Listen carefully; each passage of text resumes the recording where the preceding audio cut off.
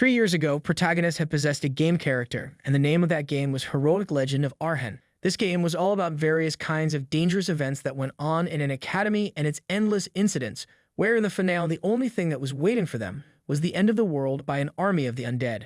The story was of a very large scale. However, the protagonist was not worried about it at all because he was certain that the main character of this story would take care of everything. As for him, he was just an extra anyway, and his name was Corinlock. He was a level 1 typical NPC villager in one of the beginner quests where the main character was going to save the village. He walked through medieval town without any care in the world, thinking that everything would be resolved as long as the story went as the game went. So with that out of the way, he decided to go and see the main character, Park Sihu, who was going to become famous and rich soon enough in this world. But just then, he saw another guy sitting there, and he was talking about Sprite, which immediately caught his attention because he knew very well that there wasn't Sprite in this game at all. Suddenly, that guy started yelling that he wanted to live for his own sake only and that with efficiency. All of a sudden, Corinlock took his hand and excitedly told him that he was just like him. It turned out that this dude was none other than Park Siu himself, the main character of this game, and he was also just a regular person possessing a game character. However, as Park Sidu began to slay monsters without breaking a sweat, the difference between the two of them became much more visible, and that was, he had the privilege that was given to player characters, a stat window. But the problem was that Siu had never played this game before, so he had no idea what he was supposed to do with this stat window. That was where Corinlock came in, and he advised him that since he was planning to become a mage, he should first go with intelligence stats, and then there was going to be a skill book in the next story, which was also really important. The reason he knew all this was because this guy had played all the stories and all the possible routes that were in this game. So basically, he was a pro at Heroic Legend of Arhan, and for Siu, he was actually an amazing advantage to have by his side. In the middle of their conversation, a monster tried to attack Corinlock from behind. However, Siu acted as his shield and took down the monster with magic. The two of them started working together as a team, taking down monsters with ease. Corinlock had all the information about this world, while Siu had the stat window and the player system. The two of them became a great duo, and with the main character himself by his side, he began to believe that they could save a lot of people and actually stop the world from ending so that, in the end, they could return back to Earth. After they defeated the monsters, Siu gave him a low-class elixir to recover his strength, and even though he was curious to know how he got that, he was thankful for it. However, as he was drinking it, he thought to himself that there was one thing that made him very disappointed, and that was every single member of his party was a male. Originally, this game's charm was that it contained fantasy action as well as diverse heroines and dating simulator features, but Siu did not want to get involved with any women, and he only put them in his party when it was necessary. So in the end, they just ended up with a party full of men, and he was not particularly happy about it.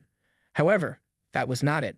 Later down the line, all of a sudden, the Sword Emperor's granddaughter died on the way to the entrance ceremony, and the final boss of the first stage, Mariette, went missing.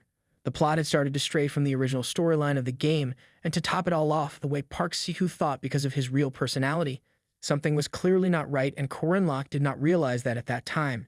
The final boss of the first stage, Mariette Dunalef, was one of this game's heroines. However, neither Siu nor he was able to meet her because she went missing.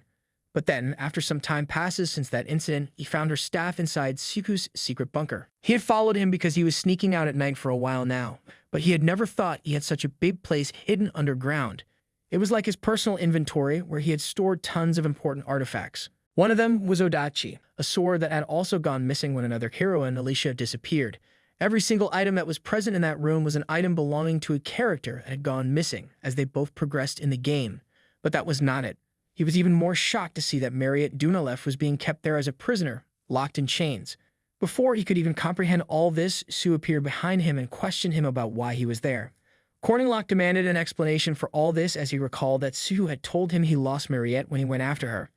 But Siu responded that she was just a demon, and he did not want to waste an elder-class vampire's blood when instead he could use it efficiently for himself. He also told Corinlock that he had also drunk quite a bit of it too, and at that moment he realized what that low-class elixir back then really was. He felt sick down to his stomach, and as he kneeled on the floor, Siu simply asked him what the problem was as he had worked really hard to capture her, even holding up for a month in the forest with a trap. Corinlock wanted to know why he did all this, and he answered that it was all in order to efficiently progress with the story. He found his so-called advisor's route way too frustrating because he was taking losses again and again from trying to save people.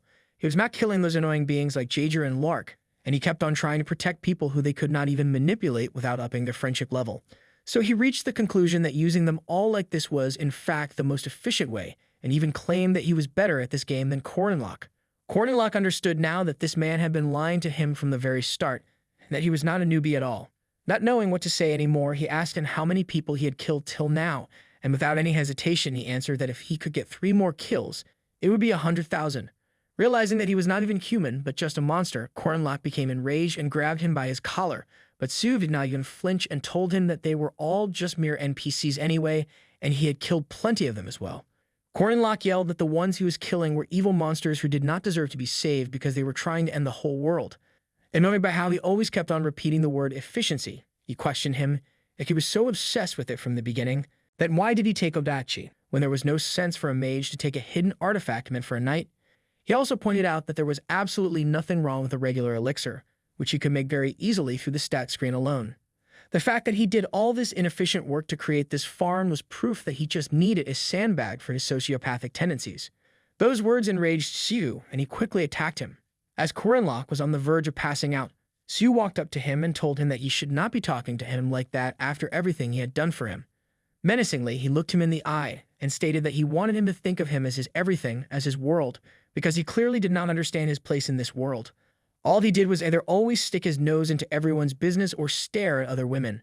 Seeing the look on his face, Cornlock was terrified, and he had no idea what Sue was trying to say anymore. He nervously crawled back, yelling that he was not supposed to be this kind of character, and asked why he was suddenly trying to change the entire genre of this game when they had been together for 199 chapters. Sue responded that he had removed everything that could get in his way until now, also he could secure a future for the two of them. That was also one of the reasons why he only put guys in their party. However, they were just for looking anyway because the only one he really loved was Cornlock. This freaky isn't normal. Thank God this story is not BL. MC was absolutely terrified, and out of instinct, he punched Sue right in the face. He tried to run away to save his life, thinking that he never even got to have a girlfriend before. However, Sue's magical vines stopped him in his tracks and trapped him. He closed in on him and once again told him that he was going to trap him forever because in this fake world, Cornlock was the only real thing that existed for him. Cornlock started crying and begged him to stop, while Sue, as he was casting a spell, stated that everything was going to be over soon, and once this was all over, they were going to be together forever. The next moment he opened his eyes, he found himself beneath the stars in the middle of an ocean. It was a separate plane that Park Sue had made just to keep him trapped. A notification appears stating that the last stage was opening, and he understood that it only meant one thing. Sue's going up against the final boss to end the game. Since he had been killing everything on his own for a while now, Cornlock was certain he would win against the final boss as well, and it only made him more worried because he had no idea what was going to happen to him after that. However, all of a sudden, another message came up stating that the challenge had failed because the player had died, which left him completely stunned and speechless. And so we come back to the present time. MC woke up in his bed, and only when he looked outside the window did he realize that he had actually been teleported back in time, back to 3 years ago. To the first day when he came there, he clenched his fists, and with tears streaming down his face, he was determined to kill a freaky main character in this timeline and put a stop to him once and for all. As time went on, there was an incident at the Roshan River flooding, where during the water monster subjugation quest, the dam broke, and an entire village was swept away along with it. 1,000 water monsters and thousands of people from that town drowned that day. However, even at such a horrendous scene, Park Siku seemed to be enjoying it a lot.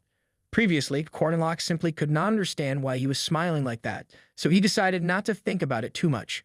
But now that he knew what Siku truly was, he understood very well that even if countless people were dying, he only saw his own profit in it. The chance to monopolize EXP. He still felt haunted by remembering how Siu had killed almost 100,000 people like a pure devil, but nonetheless he was not going to back down and wanted to stop him. Since they had started just recently, they were both equals at rank 5, and all the factors that strengthened the main player were mainly centered at Merkaba Academy. And after entering that academy was when Park Sihu began to get a whole lot stronger. He was not a monster as of yet, but still, there was no telling how quickly he would become stronger after he joined that academy. With that thought in mind, Cornlock rushed into a forest.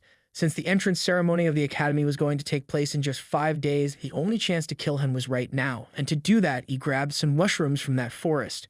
Later on, a tutorial quest had begun where a carriage on its way to Merkaba City broke down in a monster-infested forest, and the player was needed to protect those people along with the security guards until it was fixed. So Sue proceeded to do so and helped the 2 knights, Leon and Laura, who even praised him, saying that he was quite skilled. He appreciated that. A man then informed the 2 knights that the carriage had been fixed, so it was time for them to get going now. But then, All of a sudden, they heard a loud roar from the forest, and when they looked back, there was a wooden log coming right at them. Liam quickly pushed Laura out of the way, and he himself barely dodged it. They both got back up, and they knew exactly that these crying sounds belonged to the werewolf, which was a rank 2 monster. It appeared in front of them and once again let out a loud roar. Cornlock also arrived there. However, he was a bit late, even though he ran there as soon as this quest had started. If only he had reached there early and had some time to prepare, he could have saved those knights. But now the werewolf was taking them out, starting with Laura. Leon instructed Sue to quickly get on the carriage and escape while he stayed behind to buy them some time. However, Sue refused and asked the driver to go ahead without him. There was a girl in the carriage who tried to stop him, but he argued that he could not abandon Leon and just run away. But then, before he even realized it, the werewolf came right in front of him, holding Leon by his neck. He stood frozen in place while Corinlock, who was watching from afar, wanted to confirm before interfering whether this Park Sihu was actually the hero who was going to save this world, or if he was just a possessed player once again like him. Sue felt a bit scared seeing such a huge monster in front of him. But then suddenly, the female warrior who was in the carriage jumped out and struck the werewolf with her sword, took her shock and managed to block her attack, and she quickly took a step back. She told Sue to stay behind as she was going to handle this creature by herself. This girl was none other than the second daughter of the Arden family, who possessed Odachi, one of the 6 king's swords. She was the most influential party member and also a named character, Alicia Arden. Sue proceeded to bring out a knife and stabbed her in the back with it, leaving Corinlock stunned as he realized that it was the same Sihu after all. Confused, Alicia questioned him why he was doing this, but then she started feeling dizzy as if she had been poisoned. Sue smiled at her and said that his hand simply slipped because he was too nervous. The werewolf was also still there and tried to attack her, but she managed to block it. Meanwhile, Corinlock recalled that if Alicia were to die right here, then Sue was going to get his hands on Odachi. And then, after that, he would be able to join Lunia Arden's party, who was a great swordsman. Seeing that even though she was poisoned, she was able to hold her own against the werewolf, Sue wondered if it was because she was a named NPC. But the effects of the poison started to become more visible as she tried to calm herself down. She closed her eyes to focus and then activated her perfect footwork skill. As the werewolf once again charged at her to attack, she was ready to land a finishing strike. Seeing that, Statu began to worry that she just might as well kill the werewolf alone. And since he could not let that happen, he aimed the poison knife at her and threw it toward her. She managed to block the knife using her sword, but that split second was all that the werewolf needed. And even though she was able to counter it and stab the werewolf in the neck using her sword, it also got the better of her and landed a fatal blow with its fangs. With a trembling voice, she once again questioned Sue why he did all this, but he simply ignored her and finally took the Odaki from her. He understood that this gear was only usable with a specific skill, but he was not really worried about that and decided to think about it later. However, before leaving, he looked at her and remembered that killing an NPC would also bring EXP. As she lay on the ground, her vision fading away, all she could see was a demon looking at her. All of a sudden, Stu got hit by a small sack bomb and a weird powder came out of it, covering his entire face. He had no idea what it was, and enraged, he started yelling, demanding that whoever threw this at him must come out. Suddenly, a bunch of rat-like monsters came charging toward him. Turns out that the topanic mushrooms Cornela had collected earlier were the favorite food of forest monsters, and the powder he just threw at Sue was made from the same mushrooms. So in the eyes of the forest monsters right now, he was nothing but fresh meat marinated in some tasty powder. The monsters jumped up on him, and while he was busy fighting them, Cornlock tried to take Alicia Arden away from there, who still seemed to be alive. He then looked at the corpse of the werewolf that Alicia had just defeated, and he took out its fang using his knife. Suddenly, Stu came up right behind him. As he pointed his sword at him, he questioned him about who he was. Seeing that Sihu had killed 3 horn rats in simply 1 minute, Cornlock stated that it must be great to have a gachi. Siu knew that voice completely well, and he was shocked to see that the person in front of him was actually Corinlock. He inquired from him how he got there, but he simply smirks and says to him that he could cut his hand off if he continued to hold the sword like that. Siu gets confused and takes a look at the sword, which was exactly what he wanted, and while he was distracted, Corinlock quickly throws sand in his eye to stun. Not being able to see properly, he starts swinging his sword blindly, and even though he was clumsy with it, he was definitely quick. He knew very well that Siu was still way better than him physically, so he did not really have a choice but to push himself. Holding the fang that he just took from the werewolf, he used it as a weapon and tried to attack him, but he managed to dodge it at the last second. The thought of having this fang rammed into his neck and being killed scared him, and it was clearly visible on his face. He started focusing all his attention on that fang and played on defense to avoid being hit to the point that he saw nothing but this fang, and that was exactly what Cornlock wanted. He brings out his knife that he was hiding in his pocket and he stabs him in the shoulder. Su screamed in pain, but he was not going to stop there as he tried to finish him off using the fang. However, he stops it right in time, inches away before it could reach his throat by sacrificing his hand. But still, that was not enough, and after not being able to hold it for long, the fangs finally pierced his throat. Cornlock thanks him for the past life, and with his hands trembling, he admits that he was able to get stronger thanks to him. Even so, he had no regrets about this moment because he knew for a fact that he had just killed the seed of a monster. All of a sudden, the whole game system faces an error since the main character, Park Si-hoo, had died, and the system begins some calculations to replace him by examining the characters in the proximity. After examining things like Cornlock's potential ideology, compatibility, and player log, the system declared him the new main character, passing the previous player's EXP down to him and beginning the succession of the new sub-player. The title that he now carried was Triple Acclassmite, Martial Master's successor, sub-player. After getting that message from the system, he wondered if it meant that he was finally getting a stat window for himself. But more importantly, he shifts his attention back to Alicia Arden, who was still on the ground, breathing heavily. He quickly picks her up and asks if she was okay, but she was not, and she was not even able to see clearly. He confirms from her she was feeling dizzy, could not smell, and her ears were ringing as well, and those were actually the symptoms she was having. Judging from all that, plus her twisted tongue, he understood that it was probably the peacock tree frog's poison. At the point of the tutorial, this poison was hard to create without a combination window, and if it would have had a slightly higher combination level, she would have died immediately. Luckily, it was not, but still, the fang was stuck in her body, and she was very much in danger. He needed to stop the bleeding and detox her, so he uses his belt and straps it tightly near her wound, assuring her that he was actually a master at stopping bleeding and detoxification. There was a chance that she could bite her own tongue during this whole process, which was a huge problem, so he tried to find something that she could bite on. His eyes then turned towards Sue's corpse and give her his hand and just bite on it as hard as she could because what he was about to do was going to hurt a lot. As he started pulling out the fang, he thought to himself that even though he did not know why he traveled 3 years back in time, he still returned and had killed a player. The person who died in his previous life was alive right now in front of him, and he was actually the one saving her. As he took out the fang, her muffled scream echoed in the entire area, and as she quickly went to sleep, seeing that he saved a person, he thought that maybe that was enough for a reason. Later, when she wakes up, he informs her that he was making an antidote for her and also assures her she did not need to worry since people don't die so easily.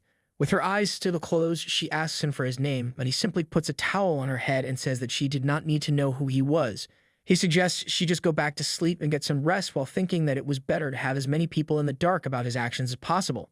He starts going through the entire situation that he was now in and goes over the main premise that this story had. The story of heroic legend of Arhen, as the name said, was a story about the hero. While solving the incidents and accidents that occurred at the academy, the main character becomes the hero, who would rescue this whole world by taking down countless villains and the final boss at the end. The only reason why the devil-like Park Si-hoo even went along with the story for so long was because if the final boss was not defeated at the end, this whole world would end. However, he had killed that player, so he now needed to understand who was going to fulfill that role. Being the sub-player, Martial Master's successor, he was ready to take up that role. However, the thing that was getting on his nerves was that even though the system chose him and made him a sub-player, he still could not use any of the player's convenient devices or stat screens at all. He even got excited to see that he had the stat window, but in the end, it was still the same, and he could not access it. And it wasn't really easy to be the backup for something he did not know about with just the future memories he came to know during his past life. He needed to use the factors that were available external to the system. For 3 years, he had trained himself to his limits, so he was not a normal possessor or an extra anymore. He had learned a few tricks of his own and was able to create a small fireball out of thin air without breaking a sweat. In his past life, he was quite desperate to survive as well. So as someone who was up for magic, he started learning about runes. Runes were ancient letters that contained magical powers of their own. Dubi, restraint, oath, known as the runes of the 3 commandments. These were some of the most powerful laws of this world, which were also the source of superhuman strength and the cause of destruction. Remembering all that, he decides to inscribe all 3 of those onto his body, and he used his own blood to do that. The first one that he drew was the Rune of Duty. This commandment granted the caster some extra powers when honoring his self-imposed oath. One could keep doing stable and simple duties, like for example, not eating chicken. However, since they were very easy to adhere to, they would barely earn any stats from them. It was like high risk, high reward. So although it was pretty demanding, he understood that he needed to make some big promises that he would have to follow until the end. So he vowed that he would never turn a blind eye to the misfortunes of good people, and the rune on his arm began to ignite. His duty was sealed and his status was going to rise from now on whenever he cleared a quest, and failure to do so was going to increase a penalty of 10. The second one was restraint, and the one he put up on himself was that he could not perceive spirits. In this world, everything had a spiritual feeling to it, and astral beings like ghosts and spirits, which did not have any material bodies, also existed here. Since astral beings could only get involved upon mutual recognition, they could not use any of their powers on unconscious people and those without spiritual feelings. With this restraint, his hit ratio from astral beings became 0%, and his hit ratio from physical beings turned to 50%. Disobeying the bind was going to result in him receiving 600% damage against all subjects as opponents. This penalty of astral beings not being able to meddle with him had become like a protective shield that was going to guard him from all astral beings in this world, good or bad. And then we reached the last oath. Using the weight of the oath, this commandment carried a great risk, and that was the reason why neither he nor Park Sihu used it in his previous life. But seeing that even Park Sihu, who used everything that the system provided him, failed in the end, it was clear that he needed to use this as well if he wanted to clear the end. He takes up the oath with the most weight to it, and that was, he would save this world. After taking an oath that literally sought the greatest ambition, the commandments were complete, and his heart was now tied up in it, signaling that they were now applied to him, and if in any case he failed to uphold this oath, it would result in inevitable death as he was now bound to it. Later, Alicia woke up in a bed and quickly tried to get up, but then the nurse came in and asked her if she was feeling well now. She had no idea where she was, so the nurse informed her that she was actually in Merkabah City's emergency hospital. She wanted to know where the person who had brought her there was, but the nurse told her that he had just left.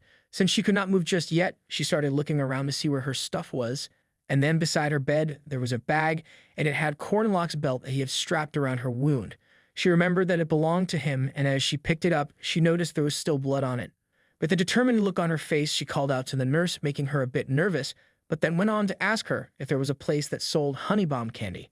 The nurse just stood there confused, telling her that she could only have stew for now. Meanwhile, it had now been 3 days after the tutorial quest, and the day of Merkabah Academy's entrance ceremony was finally here. Cornlock checked his wallet in hopes of finding his student ID, which he needed to enter, but instead, he found a letter that he did not remember putting in. He opened it up, and it turned out the letter was from his family in this world, and it said that they were really proud of him. They wished for him to become a wonderful man who protected innocent people like those who were by his side as great protectors. Thinking about his life in this world, he was just a normal, incompetent child, but even still, he had a family. When he first possessed this body, he used to act awkwardly and unfamiliar with them. However, they treated him as family without change. And that's how he slowly began to love his family and this world a lot. That alone was one of the major differences between him and Park Sihu, and he felt lucky to have them. Later, inside Merkabah Academy, everyone present there seemed very confused and wondered why there were so many trains in there. But then a girl welcomed all the new students and requested them to gather around her. Cornlock introduced himself to her, and she was quite impressed to see how tall he was. With a bright smile on her face, she went on to offer him a potato out of nowhere, which left him a bit confused. After everyone got settled inside the train, she began giving them all a tour of the entire academy, starting off with the creation building, where magic students used to gather and conduct their research. It is then revealed that this lady was actually none other than Mariette Dunelef herself. She was a first-class, second-year Merkabah Academy mage who received the blessings of everyone and walked the broad and level road. As life went on, people of this world were going to experience a lot of unpredictable misfortunes and tragedies, and there were depths of despair that were going to happen to Mariette Dunelef. Sadly, it needed to happen to her because she was, in fact, the first act's final boss. After finishing the tour, she requested everyone to take 1 potato and 1 sweet potato each as they got off the train. After dropping them off, she took her leave and wished them all the best of luck. As everyone entered the hall of Merkabah Academy, Cornlock quickly noticed that the space expansion magic was starting, while everyone around him had no idea what was going on and simply panicked. Suddenly, someone yelled at them, saying that the new cadets of this academy should not be taken aback by something like this. Once again, while everyone was getting scared, Cornlock did not even flinch. He already knew that this was Old Man Hamon's voice, since his pattern was always pretty much the same. He was basically running a boot camp at this point. In this world, the population had a history of battle against the evil tribe, and the most effective weapon against the evil tribe was superhumans who were able to use aura and mana. The place that developed those superhumans was the Guardian Academy Merkabah. And so here we were, as Fermac Damon, the night faculty professor, introduced himself to everyone, as he was in charge of the new students' welcome ceremony this year. Cornlock, on the other hand, was simply enjoying the show, as it had been a while since he had seen him. As the professor went on with his speech about how each one of them was there to either become a knight or a mage, he also felt that it was annoying to act like they were all that when, in reality, they were probably just some average kids. So first off, he wanted to see their abilities, and then a screen opened up in front of them, showing their overall stats. Corinlock wasn't really happy to see where his stats stood, but he found his physical stats to be a bit appealing. Professor Firmek further instructed them to stand in front of the number that matched their overall rank number, and since Corinlock's overall rank was 6, he stood in that row. Since there was a cap of 400 people, he realized that he was actually in the bottom 1%. With that out of the way, the professor smirked and wished them the best of luck for their battles. The higher-ups of the academy started analyzing the students and commented that this year's students had a lot of diamonds in the rough. However, one of the ladies did not want to measure the students just yet purely based on their ranks, as she wanted to wait until they were finished assessing all the other students. Having an overall rank of 2, there was the granddaughter of the sword genius Alicia Arden, Avalon's druid Yule, mercenary of the sword control Dron Warski, and the golem sorcerer Kranoludin. The only student who had an overall rank of 1 was the heavenly Yaksha Horan. Seeing that a child like her was enrolled this year, the lady seemed stressed and wondered what the director was thinking.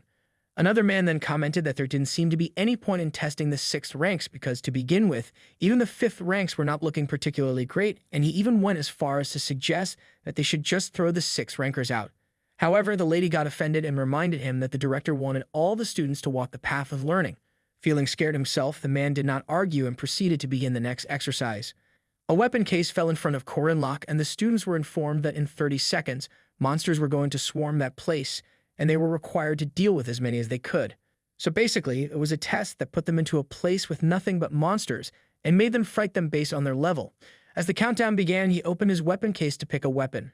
In his mind, he already knew from experience that most 5th and 6th rank students probably would not even be able to think clearly at this moment, and they would just grab whatever they could, most likely a sword, because that's what he did in his last life as well. Monsters started to appear in the arena, and they were 5th rank monsters named Short Hounds. Corinlock chose his weapon while remembering that there was a saying. It takes 100 days to use a spear, 1,000 days for a blade, and 10,000 days for a sword. So with that in mind, he picked up a spear and threw it right at the monsters, instantly taking one of them out. As the other 2 hounds charged towards him, they were also taken out by the spear in the blink of an eye, and it became very clear that Corinlock had way too much experience in how to kill these hounds. He cleared out the first wave in a matter of 12 seconds, whereas in his previous life, he could not even kill these short hounds and had gotten eliminated quickly. However, this time was different, and with this spear in his hand, he awaited the next wave and was ready to kill them all until he could face the top-ranked monster. But then, a few moments later, even though he hit the 5-minute mark, nothing was coming out, and he began to wonder if the system was broken or something. Meanwhile, on the outside, the man who was overseeing this whole test was simply disappointed to see so many students being scared and getting eliminated by these low-level creatures, where back in his day, he could kill these 5th-ranked monsters in just 1 minute and 22 seconds. Seeing that even the 5th-ranked students were not able to defeat them, he still believed there was simply no point in even looking at the 6th ranks. But then he noticed Corinlock just sitting there and yawning, and he simply assumed that there must have been a bug due to which the monsters did not get summoned for him. So he sends the same moles once again, and even Corinlock was confused, seeing that the next rank monsters did not come out but just the same hounds again. While the teacher quickly went on to see other students, he once again took them out in an instant. Finally, there was the first passer who took 7 minutes and 20 seconds. He then once again takes a look at the 5th and 6th ranked students and sees that Corinlock was again just casually sitting there. He was convinced that the monster summoner must be malfunctioning, but then another man comes up to him and states that Madame Josephine's test magic had never made a mistake in 20 years. He questions him if he had even seen the monsters not getting summoned or if he was just assuming all this. Of course, he had not seen it himself, but he was still hell-bent on believing that it must be a bug and summon those hounds again. As the hounds appear in front of Corinlock once again, he got really annoyed, seeing that the same monsters kept on coming. He takes out his spear, multiplies it into 3 spears, and throws them at the monsters, taking out all 3 of them in one shot in merely 7.3 seconds. Both men were completely stunned after seeing what he just did, and they quickly called out Professor Firmek to come and check him out. They ask him what was the fastest record for the 3rd and 4th rank that he was in charge of, and he answers that there was this kid named Jager who held the record for 3 minutes and 30 seconds. The teacher became even more surprised, and seeing how good he was at throwing the spear, he guessed that he must be the son of a hunter. He then proceeds to summon a Mat Boar, which was a 4th rank monster, 1 rank higher than the previous hounds, to see what he was capable of. However, he was yet again shocked to see that the boar was taken out in mere 3.7 seconds. He then steps up the game and summons a 3rd rank monster, Owl Bear. The creature immediately starts attacking him, but Corinlock quickly dodges it and stabs it with his spear.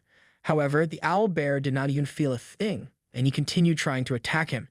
Since that did not work, he then uses his magic spell and sets the monster up in flames. Everyone on the outside was shocked to see that he was using rune magic, and even Professor Firmix started getting intrigued.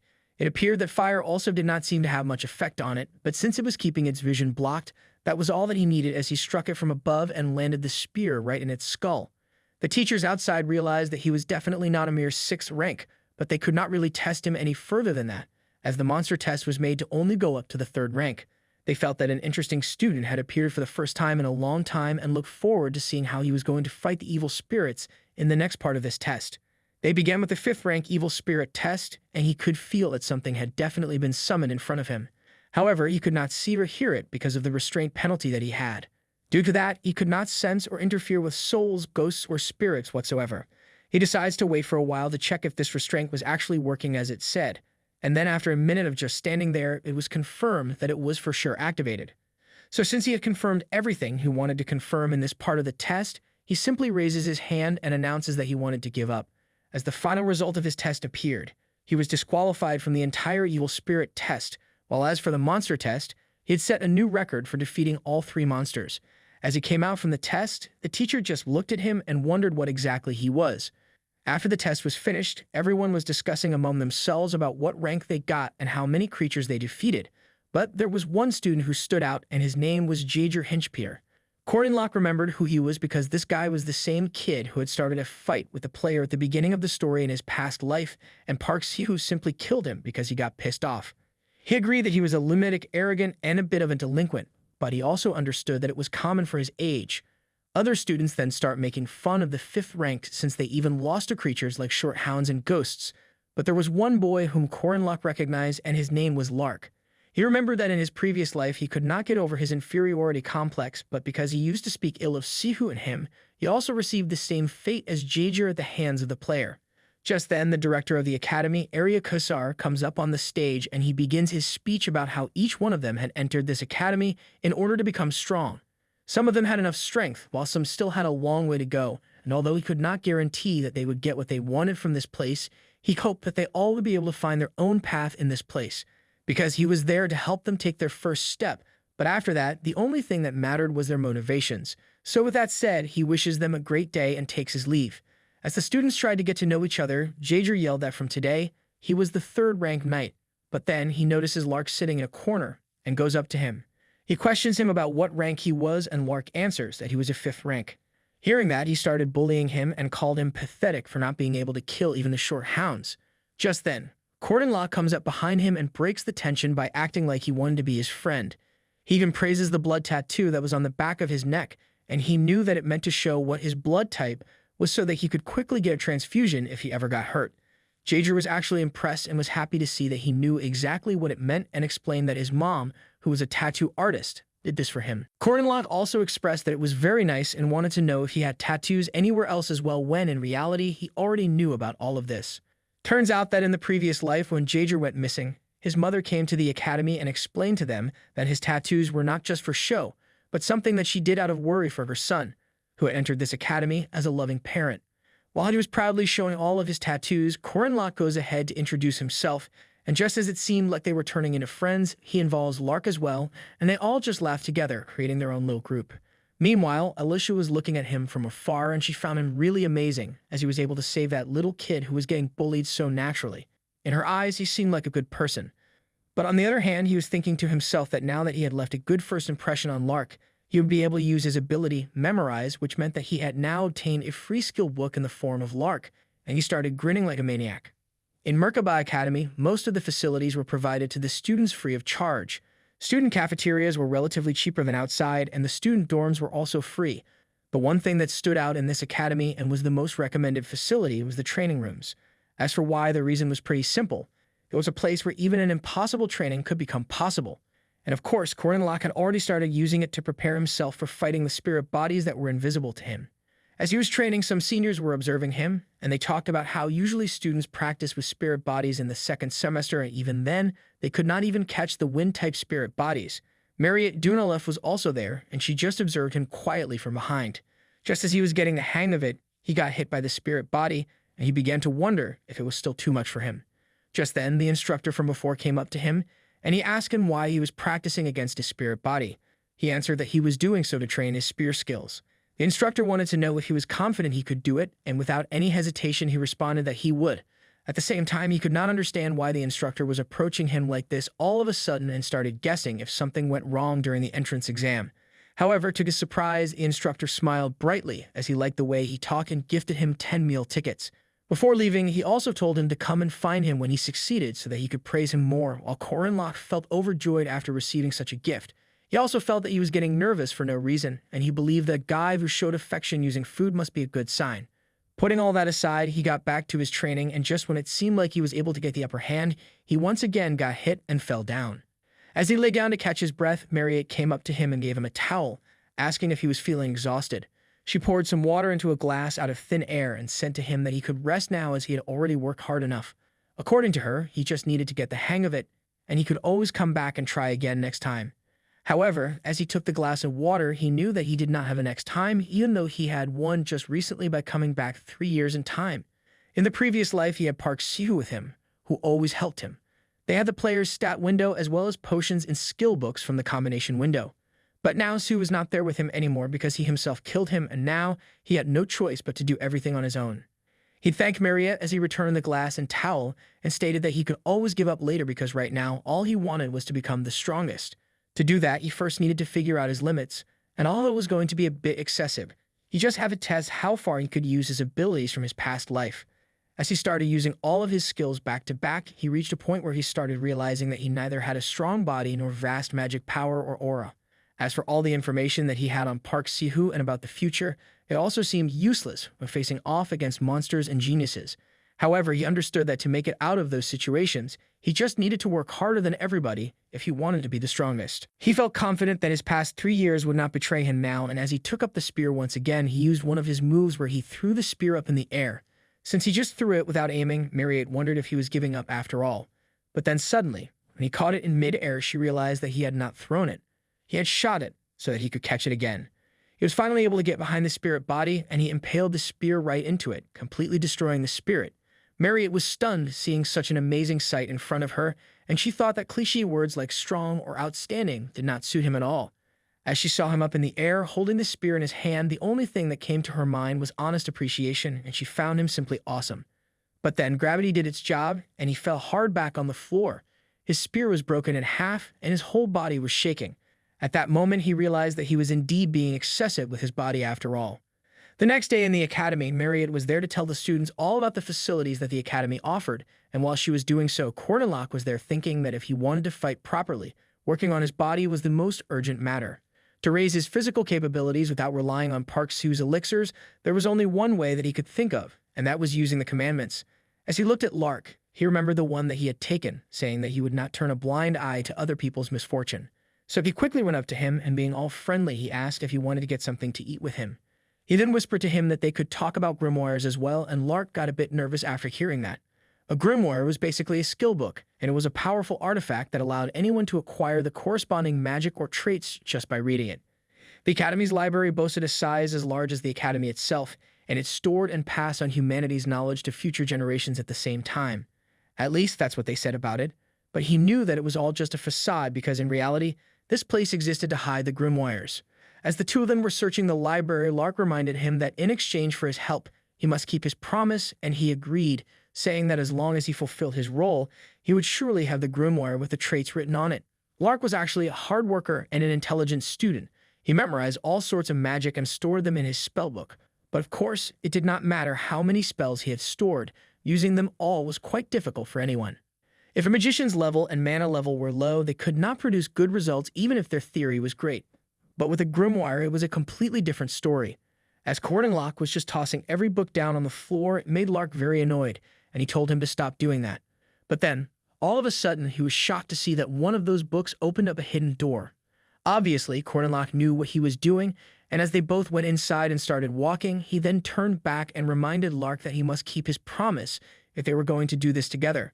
Determined, he shook his hand as he understood that he wanted his help to repel evil spirits. But then suddenly, Corinlock punched him in the face and straight up knocked him out on the floor so that he could now start his plan. Although he just took him out, the first reason why he had come there was actually to help Lark, and the other one was to complete a special quest. If he could capture the evil spirit that was there, he could earn the hidden artifact that he wanted. However, he also knew that this was a quest which was made to be impossible to complete, as he could already feel the special evil spirit, Sabantia Duke, standing right behind him. The Duke immediately launches an attack towards him, and it was said that the attack from this General Duke, who had commanded the South 800 years ago. Most players just die from a single hit. But of course, it did not matter to Corinlock because he could not even get hit by the spirits because of the restraint that he had where he could not perceive spirits. While the Duke kept on trying to attack, not a single one of them could hit him, and it all just passed through him while he casually stood there because he was unable to see anything. But he could feel that something was indeed happening, so he asked the Duke that since he could not see him at all, could he just enter Lark's body so that they could really fight? In this world, there was a thing called factors. It was an element that changed normal humans into demi-humans like vampires or werewolves. One day, Sabantia Duke awakened as a vampire and killed his own servant. Even though he tried to restrain his vampire skills, he failed to do so, and in the end, out of fear of killing his wife and daughter, he evacuated his family and close ones away from his castle in order to avoid carnage. He used magic to seal himself inside a book, and that was the grimoire that was hidden inside this library. The Duke possessed Lark, and he immediately started charging towards him to attack him. Corinlock wasn't worried at all because the second reason he had brought Lark with him was because when he gets possessed by the special evil spirit, Sabantia Duke, he could use his latent physical powers to max settings. But since Lark was just a model student inside Asterisk, the heroic legend of Arhan Asterisk, he had the lowest physical strength stat in the entire game, and he takes him out with a single punch. With the Duke out unconscious, he did feel sorry for Lark. However, this was the only optimal strategy for clearing this quest. Now all he needed to do was to kill him while he was still possessed to finish all this, and then he could earn the highest grade items like the Duke's Cape and the Vampire's Armor. These were the exact same items that Park Seo used, and they played a big role in the incidents that were going to occur in the future. But he was different and did not want to follow on his ruthless ways. So he sits down with the spirit and asks him if he wanted to know what happened to his wife, Luina Duke, and his daughter, Cecilia Duke, and what kind of lives they lived after he was sealed. After he calmed down and they both sat together, Corinlock told him many stories, how his wife died after leaving the castle, and what an amazing adventurer his daughter became where she was able to travel the whole world. The reason he told him all this was, of course, because he did not like the method that Park Seo had used, but also as Corinlock, the character who also had a family he loved in this world, he felt that the Duke deserved to know, and he wanted to properly end the life of this poor soul. The Duke got emotional after hearing stories about his family, and he thanked him from the bottom of his heart, while also apologizing for attacking him earlier. They shared a long conversation, and after the Duke finally ascended, Corinlock received a bunch of items like epic-grade soul dust and the grimoire in which the Duke's soul was sealed. He quickly used the grimoire and a new ability named Asterisk Persistent Warrior's Regeneration Asterisk. As the name suggests, it's an ability that would help him regenerate, and although Park Seo also had the same ability, he did not know exactly how much it recovered because he never really got hurt in the first place. Lark finally wakes up, and he informs him that while he was out, he was possessed by an evil spirit. He starts asking questions, if his chin was supposed to hurt when an evil spirit possessed him. But Corinlock skips that and just gives him the second grimoire that he had gotten from completing this quest, as he had promised him he would. That was also the last reason why he had chosen Lark for this mission. He wanted to see the ones who try the hardest receive a reward, and he looked absolutely overjoyed. Along with completing the quest, since he also fulfilled his duty of not turning a blind eye to kind people's misfortune, he received a total of 80 points, which even left him surprised because, based on the game, he could only gain 5 stats from leveling up once, which meant that he must have leveled up 16 times if he received 80 points. Since he did not get a notification of leveling up, he guessed that it must mean the reward for this quest was 80 points and wondered if this total was somehow compensating for the fact that he could not gain stats directly. But in reality, he had gotten 40 points for not turning a blind eye to Lark's misfortune and another 40 for doing the same for Sabantia Duke. Later in the training room, Marriott was yet again offering everyone there some potatoes, and they were going crazy to have one from her. She goes up to Corinlock and asks him if he was once again going to catch the spirit bodies, and he confirms that's what he intended to do. She believed in him and stated that she would be there to cheer him on. However, the other students there became jealous that he was getting her attention and were certain that there was no way a 5th rank from the first year would be able to catch a spirit body. She heard what they were saying about him, so she went on to bet 2 gold coins that he would succeed, while the others started betting against him. He did not care about them at all and just wanted to go do some practice. He was confident that now that he had the stats he earned from helping the Duke, he could for sure catch it, but what he really wanted to know was exactly how much stronger he had become. So he brought out his spear and began the test with the weakest basics first. He decided to start off with the stab ominous serpent technique, which was the most basic of basic attacks under asterisk, the calamity serpent intense asterisk, just to see how much progress he had made. Even though he knew it would probably be hard to even make a single cut with it, he was quickly proven wrong as he completely destroyed the spirit body in a single blow. Everyone was stunned after seeing that, and he himself could not believe how much stronger he had become. Marietta came up to him and was happy to see that he succeeded in one strike, whereas it took him 3 strikes the other day. He, on the other hand, felt a bit uncomfortable because it seemed she had quite a unique eyesight, as she was able to track his attacks with her bare eyes. She then handed him his share of the money that she made thanks to him after winning the bet from those guys. He wasn't going to refuse free money, so he gladly took it, and they just started laughing. Later at night, while he was eating some potatoes, he contemplated that in his last life as well, he had to fight really hard to polish his martial arts. Even now, he could only barely do up to the 5th step of the 6 steps to enlightenment. He still had a long way to go, but since he was advancing with the spear faster than he had expected, he wasn't that worried. The thing that bothered him the most right now was not having enough mana for activating rune magic. He could not fully resolve this in his last life either because to use rune magic, one needed to have an incredible amount of mana. He believed that if he could just resolve this problem, he could get a lot stronger than he was in his previous life, so he wanted to do it somehow. Just then, someone called out to him, and he immediately recognized that voice. There was a person in this academy who he just could not beat, no matter how much he polished his spearmanship and rune magic. She was one of the strongest forces in the heroic legend of Arhan and was the only female character whom even Park Siu himself could not kill. She was the rank 1 heavenly Yakshan Horan. He had no idea why she wanted to speak to him, so he decided to just ignore her because he knew that she was someone he simply could not handle, and it made him a little scared. But then suddenly she said to him that he did not look like the real owner of that body. It absolutely froze him in place as he began to wonder if she knew that he had actually possessed this body. Horan was a unique kind of contradictory existence, a living corpse that had both human and monster souls within her body. The soul eyes of those in the middle between life and death were said to see the color of people's souls. So if anything, he understood that it might have been even stranger for her not to see it in the first place. She questions him about how he felt about crushing and consuming the original soul of that body, and he just casually responds that he doesn't know. He remembered he actually worried about this a lot in his past life, if he and this Koran Losh were different people, if the memories that he now had in this world were not his own. He'd often wondered who he really was, who climbed the male middle school, male high school, kinesiology major, and military tree. But after a point, it all just became pointless. He understood that it must be different for Horan since the original was actually with her in that body. She further states that since he was not the real owner of that body, he was just a thief and a robber who had no right to that body. He remains silent for a moment, but then tells her that in the neighborhood next to his hometown, there was a person named Bruce who used to turn into a green giant whenever he got mad, and he asks her if she knew about him. Obviously, he was talking about Hulk, but she had no idea what he was talking about, while he continued that the funny thing about Bruce was his 2 opposing personalities hated each other, and what they were good at was also very different from each other. But coming back to the point, he explains to her that whether it's the original or the newly formed soul, they both had different characteristics, and that's how they were able to coexist and live. He believed that whether they wanted it or not, they were born in one body, and there was no sin in being born. However, she did not seem to like what he was saying, and suddenly she yelled that in this world, there were some for whom being born was a sin. Cornlock stood there as he understood well the agony of this 3-year-old child in front of him. Right now, he could not really do anything, so he simply took his leave while she just sat there under the tree. The next morning, he woke up early and was heading towards the south part of the academy.